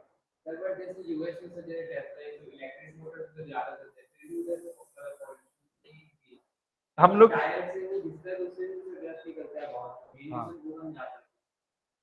हाँ, सही बोल रहे हैं, सही बोल रहे हैं। इलेक्ट्रिक व्हीकल से पॉल्यूशन ज्यादा बढ़ेगा सर, मतलब वो इनडायरेक्टली बढ़ेगा। इलेक्ट्रिसिटी ज्यादा यूज होगा, उसके कोयला का खपत ज्यादा करेगा, बिल्कुल पॉल्यूशन ज्यादा होगा। यही है, सही बात है। अभी प्रेजेंट सिनारियो में इलेक्ट्रिसिटी, इलेक्ट्रिक व्हीकल जो है वो एक्चुअल में हमारे लिए अभी उतना सुटेबल नहीं, इसलिए नहीं है क्योंकि हमारे इंडिया में इलेक्ट्रिसिटी का जनरेशन मोस्टली थर्मल से है ना, तापीय ऊर्जा से है, थर्मल पावर प्लांट से हो रहा है। और थर्मल मतलब कोयला, कोयला मतलब सल्फर डाइऑक्साइड और नाइट्रोजन के ऑक्साइड, है ना। तो अल्टीमेटली आप सोचो कि पहले पेट्रोलियम यूज करते थे, मतलब नाइट्रोजन डाइऑक्साइड, अब सल्फर डाइऑक्साइड रिलीज करोगे। तो डिफरेंस बस इतना आया, पहले नाइट्रोजन के ऑक्साइड पेट्रोलियम के थ्रू करते थे, अब सल्फर के ऑक्साइड आप रिलीज करोगे। तो पहले नाइट्रिक एसिड गिरता था, अब सल्फ्यूरिक एसिड गिरेगा। की मतलब, तो इसका सबसे अच्छा सोल्यूशन क्या है? सबसे अच्छा सोल्यूशन ये है कि आप, हाँ, ये नहीं पैदल नहीं, सोलर एनर्जी को यूज करो या विंड एनर्जी को यूज करो, है ना। तो सोलर और विंड ही एक अल्टीमेट है। पवन चक्कियों को यूज करो या सौर ऊर्जा को यूज करो। हाँ, साइकिल, प्रॉब्लम क्या है ना, गाड़ी को ना स्टेटस का सिंबल बना देते हैं लोग, है ना। प्रॉब्लम यही हो जाता है। मेरे को मन करता है साइकिल पे जाने का बहुत पर अगर मैं ऑफिस में चला गया ना साइकिल, तो क्या हो, मतलब अननेसेसरी है। जबकि साइकिल, भाई आप सोचो कहीं पे जाने वाले थे, उसकी जगह साइकिल यूज कर ली, है ना। तो साइकिल वही चीज है, उसको क्या स्टेटस का सिंबल बनाते रहते हैं। हाँ, पर ये चीज अच्छा है, मैं जब IIT में था ना तो वहां पे अलाउड नहीं था हर कोई साइकिल में ही। IITs में ये चीज अच्छी बात है। इवन शायद यहाँ के IIIT में भी ऐसा ही है ना। आप ही जाने वाले थे IIIT ना? अच्छा, हॉस्टल में रहना पड़ेगा। वहां पे भी ऐसी था, बोर्डिंग एंड लॉजिंग, मतलब रहना भी है, खाना भी है वहीं पे। तो वहां पे साइकिल ही अलाउड था, और अच्छी बात है, और ऐसी होना भी चाहिए। खैर, मैं ये बता रहा था कि विंड और सोलर एनर्जी ऐसा एनर्जी है जिसको हम लोग यूज करें तो वो हमारे लिए बेनिफिट ही है। क्योंकि जैसे सन का एनर्जी अगर बाय द वे इलेक्ट्रिसिटी बन के हमारे पास आ गया तो वो ज्यादा बेटर है। क्यों है अच्छा है? इसका रीजन है क्योंकि सन का एनर्जी लैंड पे पड़ता तो लैंड विंड को गर्म करता और वो फिर साइक्लोन बनाता। उससे अच्छा क्या है, जो हीट है उसको सोलर पैनल में बना के हम लोग पंखा चला रहे हैं, है ना, वो ज्यादा बेटर है, साइक्लोन से बेटर है पंखा चले। हाँ कॉस्टली, अभी कॉस्टली है पर धीरे से सही हो जाएगा, है ना, वही चीज है। इसलिए हम लोग इस पे इतना ज्यादा इन्वेस्ट करना की कोशिश कर रहे हैं क्योंकि हम लोगों को दो जगह दिख रहा है। एक तो इलेक्ट्रिक व्हीकल अभी ट्रांसफॉर्म कर लें तो नीड होगी एनर्जी की, तो वैसे ही सोलर पैनल भी बनेंगे। तो जैसे जैसे डिमांड आती जाएगी अच्छे अच्छे लोग आएंगे, अच्छे अच्छे लोग मतलब बड़े बड़े एंटरप्रेन्योर आएंगे, है ना। अब जैसे स्पेस में ही अब एंटरप्रेन्योर्स आ सकते हैं, प्राइवेट कंपनीज अलाउड होंगी, तो अच्छी बात है कि बहुत सारे जो सैटेलाइट है जो 10 साल में एक मून भेज रहा है, चंद्रयान भेज रहा है, अब रोज का रोज कुछ ना कुछ भेजते रहेंगे लोग, तो ये भी अच्छी बात है। तो प्राइवेट एजेंसीज आनी चाहिए, इनोवेशंस आते हैं और फास्ट होता है ना।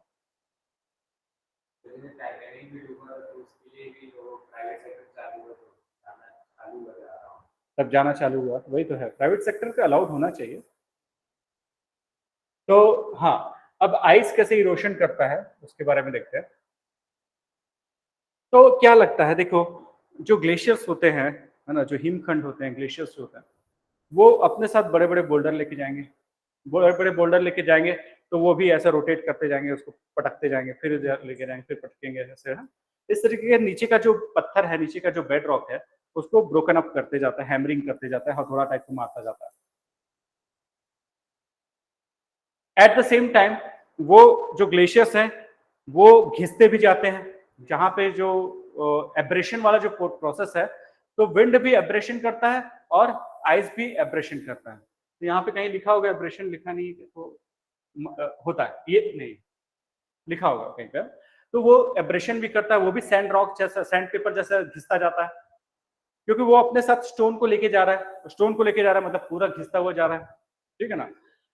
और वो क्या करता है, प्लक भी करता है, मतलब छोटे छोटे बोल्डर्स को तोड़ देता है, प्लक कर देता है, और उसको फिर कहीं जाके फिर थ्रो करता है, फिर उसमें से कुछ स्टोन्स को उठाता है, फिर कहीं जाके फिर प्लक करता है, थ्रो करता है। इस तरीके से उठाता है, प्लक करेगा, फिर थ्रो करेगा, फिर प्लक करेगा, थ्रो करेगा, इस तरीके से तोड़ता जाता है, ठीक है। लैंडस्लाइड्स देखो क्या है, जहां पे ग्लेशियर्स होते हैं अगर वो मेल्ट हो रहे हैं तब लैंडस्लाइड्स हो सकते हैं,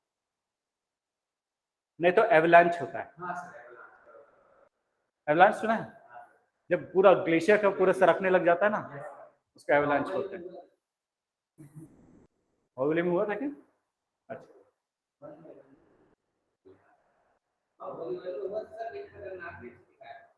हाँ, तो ऐसे ग्लेशियर्स पूरा का पूरा ग्लेशियर्स रखते हैं, तो वहां पे लैंडस्लाइड ना होके एवलांच होता है, ठीक है। और उसका भी रीजन ग्लोबल वार्मिंग ही होता है। अब सोचो, अब इतना बड़ा ग्लेशियर है और मेल्ट हो रहा है, अंदर से पानी टाइप का हो जा रहा है, तो मतलब क्या होगा, वो पूरा स्लाइड करेगा। तो एवलांच का भी रीजन यही हो जा रहा है। अभी क्या हो रहा है कि जो अंटार्कटिका है और ग्रीनलैंड है, ये सब जगह पे जितना स्नो का फॉर्मेशन हुआ था वो इतना मेल्ट हो गया है कि इसके कारण से अर्थ हल्का हो गया, मतलब उस जगह पे इसके कारण से अर्थ का रोटेशन का स्पीड में और डायरेक्शन में चेंजेस आए हैं, और वो फ्यूचर में और चेंजेस आएंगे, है ना। तो यही छोटा छोटा चीज कितना मैटर कर जाता है, बताओ। एक बैलेंस मेंटेन करके रखा था अर्थ का, और वो इतना तेजी से मेल्ट हो रहा है।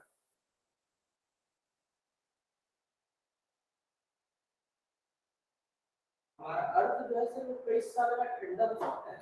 हाँ, हो सकता है, बिल्कुल हो सकता है, होगा ही। क्योंकि पूरे वर्ल्ड में गर्मी बहुत कम जगह पे है, ठंडी ज्यादा है ना।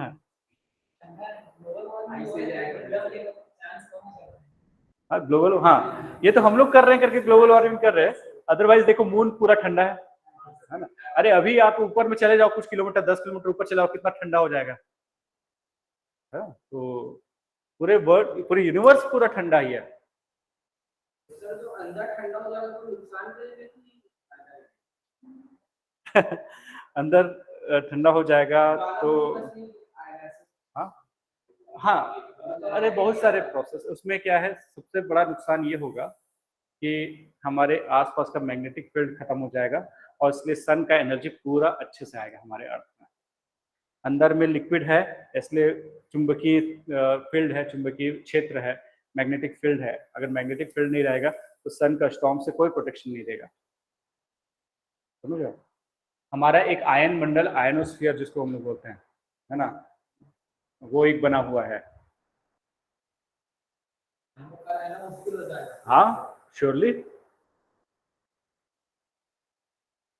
तो दो प्रोसेस मैंने बताया ग्लेशियर कैसे इरोशन करते हैं। पहला प्लकिंग करते हैं एंड सेकंड मैंने बोला एब्रेशन करते हैं, है ना। तो वही जैसे सैंड में कर रहे थे वैसे ही हो रहा है। तो ये देख रहे हो, इसमें आपको देख रहा होगा कि कैसे घिसा है इसने, एब्रेशन किया है इसको देख के, है ना। अब यही जो बोल्डर्स हैं इसी को लेके जाएगा, ये जो ग्लेशियर है सबको वो लेके जाएगा और नीचे जाके थ्रो कर देगा, है कि नहीं। तो इस तरीके से ये जो ग्लेशियर्स हैं काम करते हैं।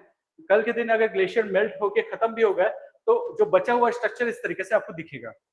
इसको देख के ये समझ आता है कि ग्लेशियर ऐसे मूव करते थे, या तो ऊपर से नीचे आ रहे होंगे, मतलब ऐसे मूव करते होंगे।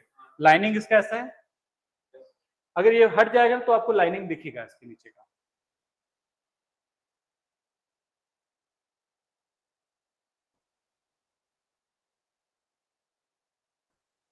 अब देखना, एक यू शेप का वैली दिख रहा है आपको, है ना। नहीं दिख रहा है क्या? अब दिख रहा। अब यहाँ पे हुआ क्या होगा, है ना, इसके साथ क्या हुआ। तो इसके साथ कुछ नहीं हुआ, है ना। इसके साथ यहाँ से ग्लेशियर ऐसे स्लाइड करते होंगे, यहाँ से ग्लेशियर ऐसे स्लाइड करते होंगे और ये आगे जाके फ्लो होता होगा। तो ये स्लाइड होने के कारण से ये स्मूथ हो गया, ये भी पूरा स्मूथ हो गया, है ना। और पीछे से जितना ग्लेशियर है उसके लिए रास्ता है ये। तो इस टाइप के यू शेप के वैली दिखते हैं जहां पे ग्लेशियर होता है। नहीं ये बोल्डर नहीं है, ये एक्चुअल में माउंटेन है ना, ये माउंटेन है, पर उस ग्लेशियर्स को जाने का जगह चाहिए। हैंगिंग तो वैली इसके ऊपर में हाँ क्या बोले? Valley, hanging valley. नहीं हैंगिंग वैली अगला दिखाऊंगा मैं, जिसको हैंगिंग वैली बोलेंगे। ये ग्लेशिएटेड वैली है, हैंगिंग वैली उसके बाद वाला आएगा। तो ये यू शेप वैली कैसे हो रहा है, इसके ऊपर भी यहाँ पर का भी ग्लेशियर का डिपोजिशन हुआ होगा, यहाँ पे भी ग्लेशियर का डिपोजिशन हुआ होगा। तो ये ग्रेविटी के कारण से नीचे आ गया, और जब भी नीचे आएंगे तो पूरा एब्रेशन करते हुए निकलेंगे, इसको भी खींचते हुए निकलेंगे एब्रेशन करते हुए। फिर पीछे का भी जितने ग्लेशियर्स हैं वो भी इधर आएंगे, यहाँ से इधर से ऐसे फ्लो होते हुए आएंगे। इस तरीके से एक स्मूथ वैली बना देता है, जिसको हम लोग यू शेप्ड वैली बोलते हैं। ऐसा रिवर में भी बनता है और ऐसा ग्लेशियर में भी बनता है। अच्छा ये बताओ, ये इरोशन का लैंडफॉर्म है कि डिपोजिशन का है? ये तो इरोशन है, क्योंकि अभी डिपोजिशन उस पर कहीं नहीं देख रहे हम लोग, है ना। ये इरोशन का है। अगला ये जो बोल रहा था उसको हैंगिंग का बहुत पसंद है। हाँ हाँ उससे भी बनता है। जब ग्लेशियर रिमूव होते हैं ना, तो ग्लेशियर में उतना पावर नहीं है, स्टोन उतना आइस इतना नहीं घिस सकते। आइस के साथ जो स्टोन होते हैं वो घिसते ज्यादा है ना, वो ज्यादा घिसते। जैसे ना क्या होता है जब ना ये होता है,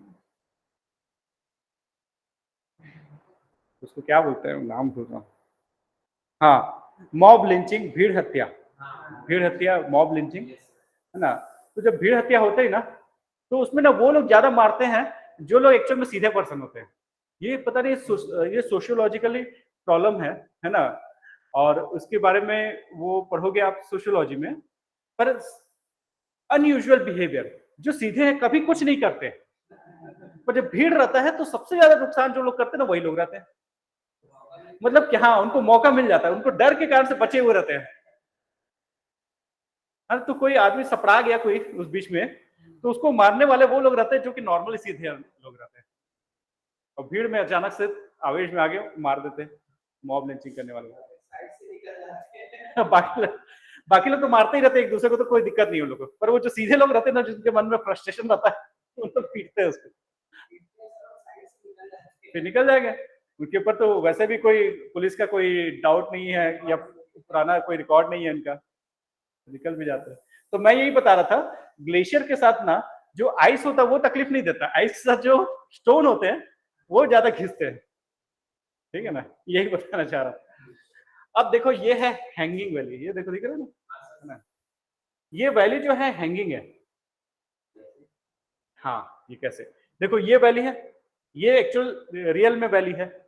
अच्छा इसको देखो, रियल वैली देखो ये एक नॉर्मल वैली जैसे यू शेप वैली बोल रहे हैं वैसा वैली है।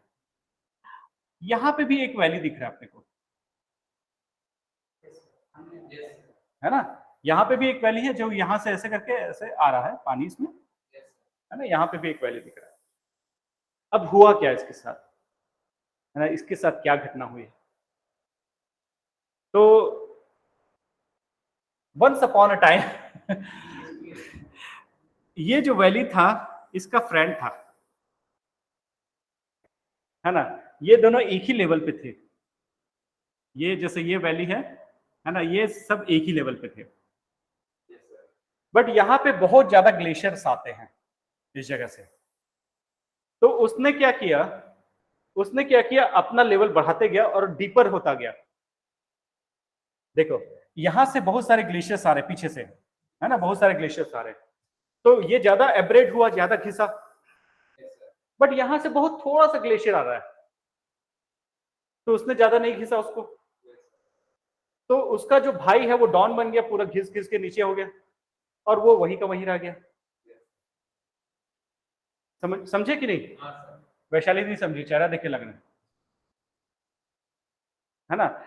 आप देखो यहां से ग्लेशियर का बहुत बड़ा वॉल्यूम आ रहा है पीछे से, तो जब बड़ा वॉल्यूम ऑफ ग्लेशियर होगा वो ज्यादा घिसेगा ना अपने जमीन को। तो मैंने बोला कि पहले ये जो माउंटेन था ये एक ही लेवल पे था, ये सारे एक ही लेवल पे थे यहाँ तक, मतलब यहाँ पे वैली ना सोच के ये पूरा माउंटेन मान के चलो, और पीछे से ग्लेशियर्स आ रहे हैं, ऐसे ग्लेशियर आ रहे हैं, और इधर से साइड से एक और ग्लेशियर आ रहा है ना। तो वो भी अपना छोटा सा वैली बनाया, ये भी अपना बड़ा सा वैली बनाया, पर ये क्या है, इसका कैपेसिटी ज्यादा है तो ये ज्यादा घिसता गया और घिस घिस के इतना नीचे हो गया, पर वो जो है वो उतना ही रह गया क्योंकि उसमें से ग्लेशियर्स कम आ रहे हैं। तो वो वैली हैंगिंग हो रहा है, हैंग कर रहा है, पर वो वैली ही है, इसलिए उसको हैंगिंग वैली बोलते हैं। हाँ वो लटक रहा है, वो ज्यादा नहीं घिस पाया। एक्चुअली दोनों एक ही टाइम पे स्टार्ट किए थे, वो वहीं का वहीं रह गया, ये बड़ा सा वैली बना दिया। समझे? तो इस टाइप का स्ट्रक्चर को हैंगिंग वैली बोलते हैं। अगर किसी को कोई डाउट है तो पूछ लेना। हाँ ये आईएएस बन गए।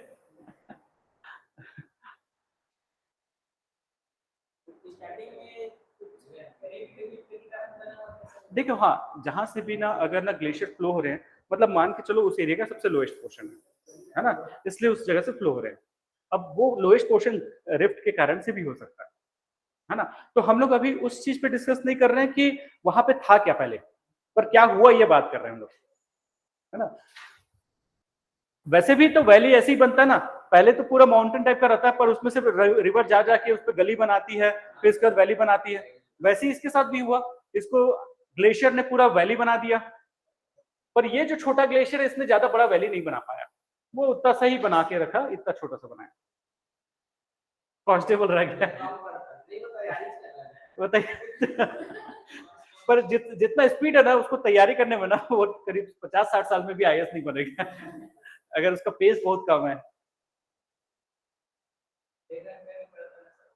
हाँ 6 घंटा नहीं पड़ रहा ना, हाँ यही है।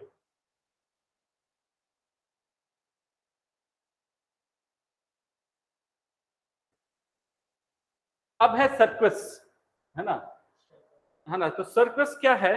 अब देखो ये हो सकता है वोल्केनो क्रेटर जो बोल रहे थे ना, वैसा भी हो सकता है, बट क्या होगा, ये जब फटेगा तब तक तो ग्लेशियर आ जाएगा उसमें, तो ग्लेशियर आके ना नीचे जाके डिपॉजिट करेगा और यहाँ पे लेक बन जाएगा। कभी आप लद्दाख में कभी जाओगे या कभी हिली एरिया में कहीं पे ऐसा कई जगह पे लेक दिखता है, पानी का लेक, झील दिखता है जो एकदम ब्लूइश होता है, और वो बनता किस लिए, किस कारण से, यही आइस मेल्ट होके बनता है।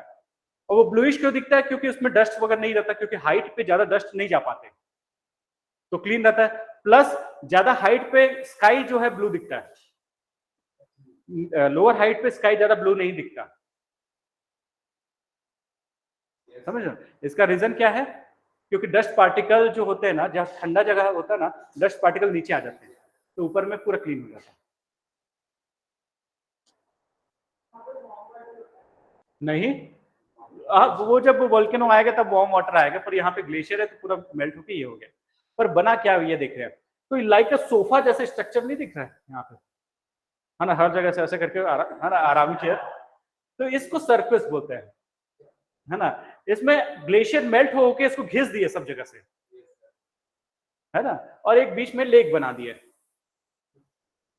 तो उसको बोल रहे हैं सरफेस।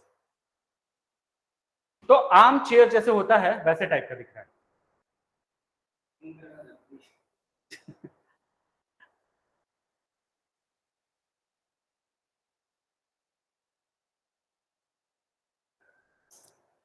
सर वहां से जब आएगा वो इरोजन होके, हाँ वहां पे डिपोजिशन होगा, हाँ, डिपोजिशन होगा, हाँ वो बराबर हो जाएगा। हाँ, हो सकता है, बिल्कुल हो सकता है, सही बोल रहे हो। ये धीरे धीरे घिस घिस के, एक्चुअली ये ना थोड़ा मोटा रहा होगा, ऐसा स्वेल्ड होगा, उसको घिस के इतना पतला कर दिया है ना, ऐसे कॉनकेव उत्तल टाइप का रहा होगा, कॉनकेव टाइप का रहा होगा, वो उसको घिस घिस के मस्त एकदम आर्म चेयर वाला शेप बना दिया।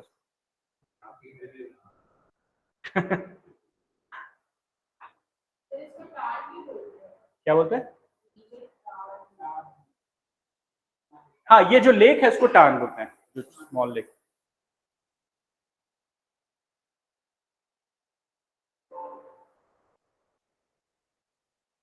जैसा उसमें इंसलबर्ग था वैसे इसमें इसको हॉर्न्स बोलते हैं, है ना। इसमें कुछ नहीं है, वही क्या गया, ग्लेशियर ने साइड साइड को इरोड कर दिया, जो बच गया वो वही है ना।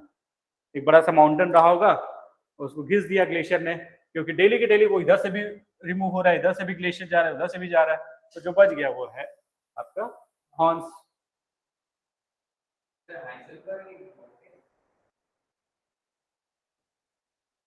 नाम सुनाने लग रहा है, ध्यान नहीं आ रहा कहाँ पे है वो।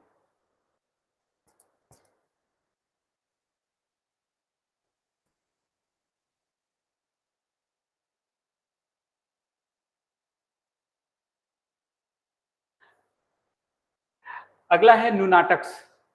अब ये क्या नाटक है ना। अब ये क्या है, ये चीज समझना,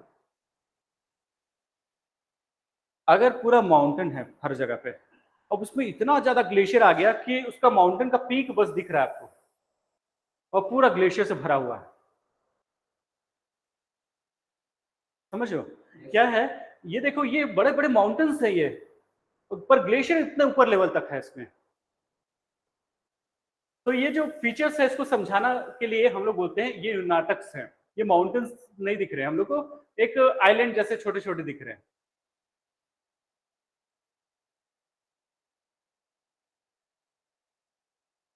ये आइलैंड जैसे दिखते हैं, देख रहे हो ना, एक छोटे छोटे आइलैंड जैसे दिख रहे हैं, और इन रियलिटी वो माउंटेन का पीक है, इतना नीचे तक ग्लेशियर्स भरे हुए हैं।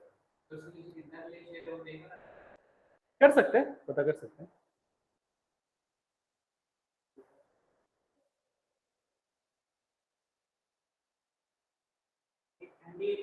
हाँ, ठंडे एरिया में देखो इतना ज्यादा जब ग्लेशियर डिपॉजिटेड है तो ये है। इसके अलावा भी कुछ नेम्स हैं जो कि बस आप लोग एक बार पढ़ लेना, इसलिए मैंने डाल दिया है स्लाइड में, तो उतना डिटेल में नहीं पूछेगा। क्या किया है, एनसीईआरटी ने सबका नाम लिख दिया, कोई एक्सप्लेन नहीं किया, है ना। तो उसी चीज को मैं एक एक करके एक्सप्लेन करते जा रहा था। अब डिपोजिशन, जैसे रिवर की डिपोजिशन को डेल्टा बोलते हैं, विंड की डिपोजिशन को लोएस बोलते हैं, वैसे ग्लेशियर की डिपोजिशन को मोरेन्स बोलते हैं ना। तो मोरेन,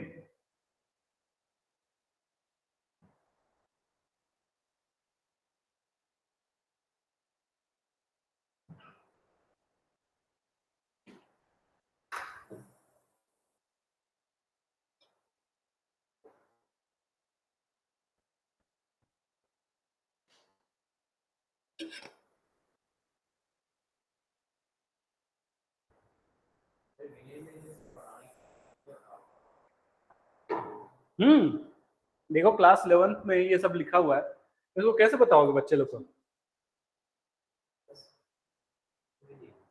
अब मोरेन्स कई टाइप के हो सकते हैं, जैसे हम लोग ऑक्सबो लेक देखते थे ना, साइड साइड में डिपोजिशन होता जाता था, वैसे साइड साइड का जो मोरेन्स होता है उसको लेटरल मोरेन बोल रहे हैं, साइड साइड में जो हो रहा है।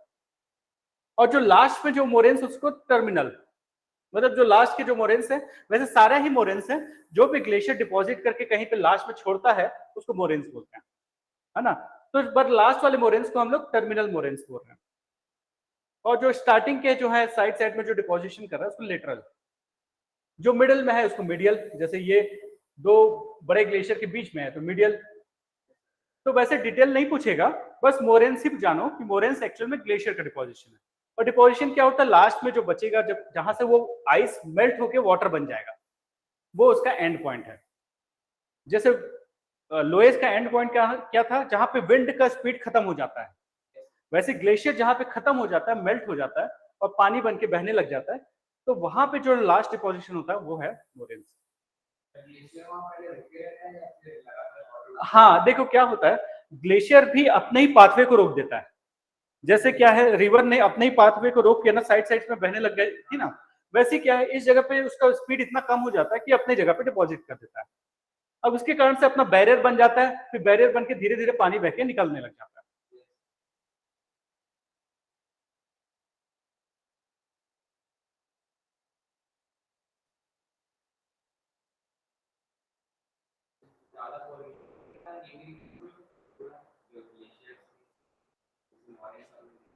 हाँ हाँ, क्या बोले, ज्यादा पोल्यूशन होने से? हाँ हाँ, पूरा बन जाएगा, ऐसे ही होगा, रिवर बन के ओशियन में कन्वर्ट हो जाएगा। जैसे ये दिख रहा है, इतने सारे लेक बन गए, देख रहे हो, है ना, इतने सारे। तो ऊपर में दिख रहा है ये मोरेन्स टाइप का बड़े बड़े बोल्डर्स, और यहाँ पे छोटे छोटे पार्टिकल्स, है ना। इसके बाद ये लेक बन के साइड साइड में बह के वो लेक बन गया। अब एक साल क्वेश्चन, अभी 2-3 साल पहले ही क्वेश्चन आया था ड्रम लाइंस के बारे में, है ना। ड्रम लाइंस, ड्रम जैसे दिख रहा है, ये देखो, दिख रहा है लाइनिंग्स, है ना। अब इसको जूम करोगे तो वो वैसे दिखता है। तो जैसे याद है जब विंड में बार्चन्स बनते थे, है ना, तो वैसे ही क्या है, जब ये मेल्ट होके ना वाटर फ्लो होता है ना, तो इस तरीके से साइड साइड से इसको काटते जाता है ना। तो इसका डायरेक्शन भी उस साइड पे है जिस साइड पे ग्लेशियर्स जा रहे हैं, ठीक है ना। तो यहाँ पे देख रहे हो कि आपको सामने में मोटा और पीछे साइड में पतला, ठीक है। तो वाटर इस तरीके से डिपोजिशन होता जाता है और इस तरीके से बनाता जाता है ड्रम लाइंस। तो क्वेश्चन सीधा ये आएगा कि ड्रम लाइंस को मैच करो कि ये आइस का है, फिर सेकंड पूछेगा कि बार्चन्स को मैच करो किसका है, विंड का। यहाँ पे एजेंट ऑफ इरोजन डाल देगा, इधर पे आपको स्ट्रक्चर बना देगा, है ना। जैसे बॉल्स एंड केव्स लिख देगा, ड्रम लाइन लिख देगा, बार्चन्स, यहाँ पे विंड लिख देगा, यहाँ पे एयर लिख देगा, सॉरी यहाँ पे वाटर लिख देगा, यहाँ पे ग्लेशियर लिख देगा, इसको मैच करो। इस तरीके से आएगा क्वेश्चन में, वैसे ही आए भी हैं पास्ट में क्वेश्चन। तो ड्रम लाइन देख के समझ जाना कि ग्लेशियर का है ये, या न्यूनाटक्स नाम डाल देगा, है ना, तो वो भी ग्लेशियर का।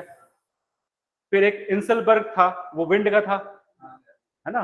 और हॉर्न जो है वो ग्लेशियर का है, ठीक है ना। वैसे इसमें 2-3 और नाम है, एस्कर, एरेटिक्स, तो वो इसकी जरूरत नहीं है, जो चीजें पूछे जा सकता है मैं उसी को बता रहा हूँ। तो हम लोगों ने वाटर, विंड और आइस को खत्म कर दिया। हाँ हाँ, अब ग्रेविटी आएगा लास्ट, इसको फिर नेक्स्ट क्लास में देखते हैं, ठीक। कोई डाउट है तो पूछो।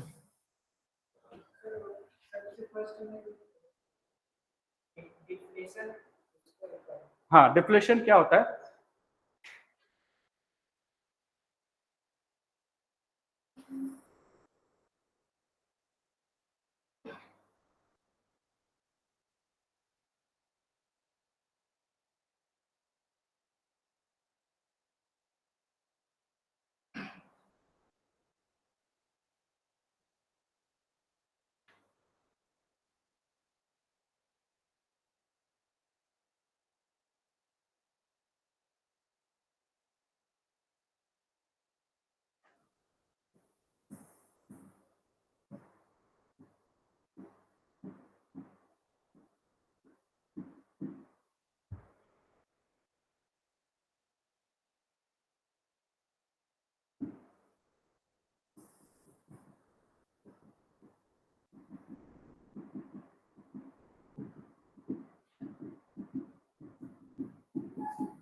तो ये जो येलो कलर का दिख रहा है वो छोटे छोटे सैंड के पार्टिकल्स हैं,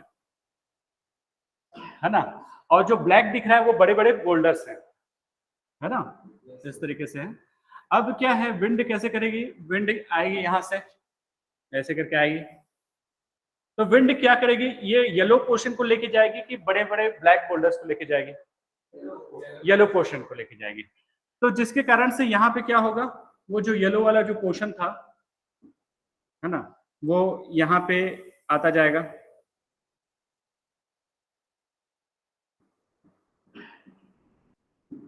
बट बगल के स्ट्रक्चर में बड़े बड़े बोल्डर्स भी होंगे, बट उसके ऊपर में छोटे पार्टिकल्स इसमें आ गए, और ये कैसा रह जाएगा, ये कैसा रह जाएगा, उसके लिए आप इसको देखो कि ये लास्ट में बच जाएगा ओनली बोल्डर्स,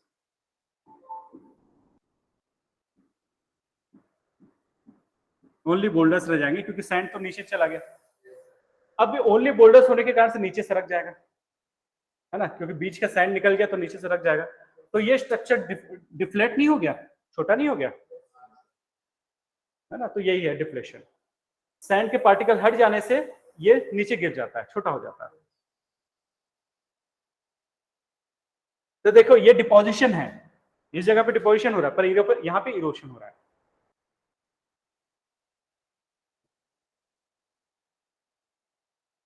ठीक है, ऑनलाइन में कोई डाउट? दिगेश्वरी थोड़ा बहुत समझ आया? जी सर। ठीक है, कोई भी डाउट रहता है तो पूछना, है ना। जी। क्लास 11 की जो बुक है उसको पढ़ना, क्लास 11 का जो मूल सिद्धांत वाली बुक है ना, भौतिक भूगोल का मूल सिद्धांत, उसको पढ़ना।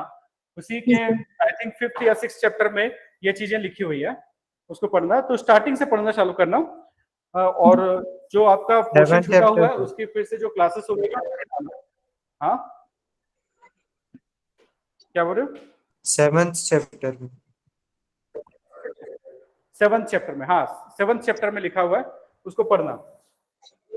ठीक है, और जो क्लासेस आपकी छुट्टी है, एक ऐप में कुछ वीडियोस हैं, उसको देख के रखे रहना, वैसे आपको आपकी जो रिपीटेड क्लासेस होंगी उसमें आ जाना।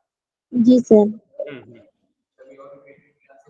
नहीं, अभी रिपीटेड क्लासेस ज्यादा नहीं होंगी, 15 अगस्त के बाद से फिर रिपीटेड क्लासेस, है ना। तो 15 अगस्त के बाद से जो कुछ क्लासेस रिपीटेड होंगी तो उसको देखेंगे, पर अभी पूरा फॉरवर्ड ही चलेगा, अभी पूरा फॉरवर्ड चलेगा।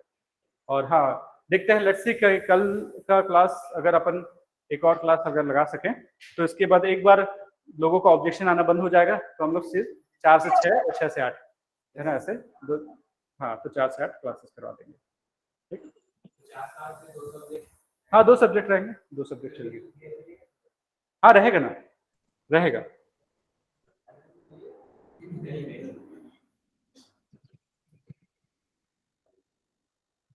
चाय बनाने आता है?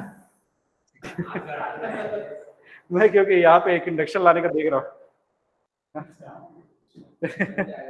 बना लोगे ना, जो अच्छा बनाएगा उसी का ड्यूटी लगाएंगे रोज।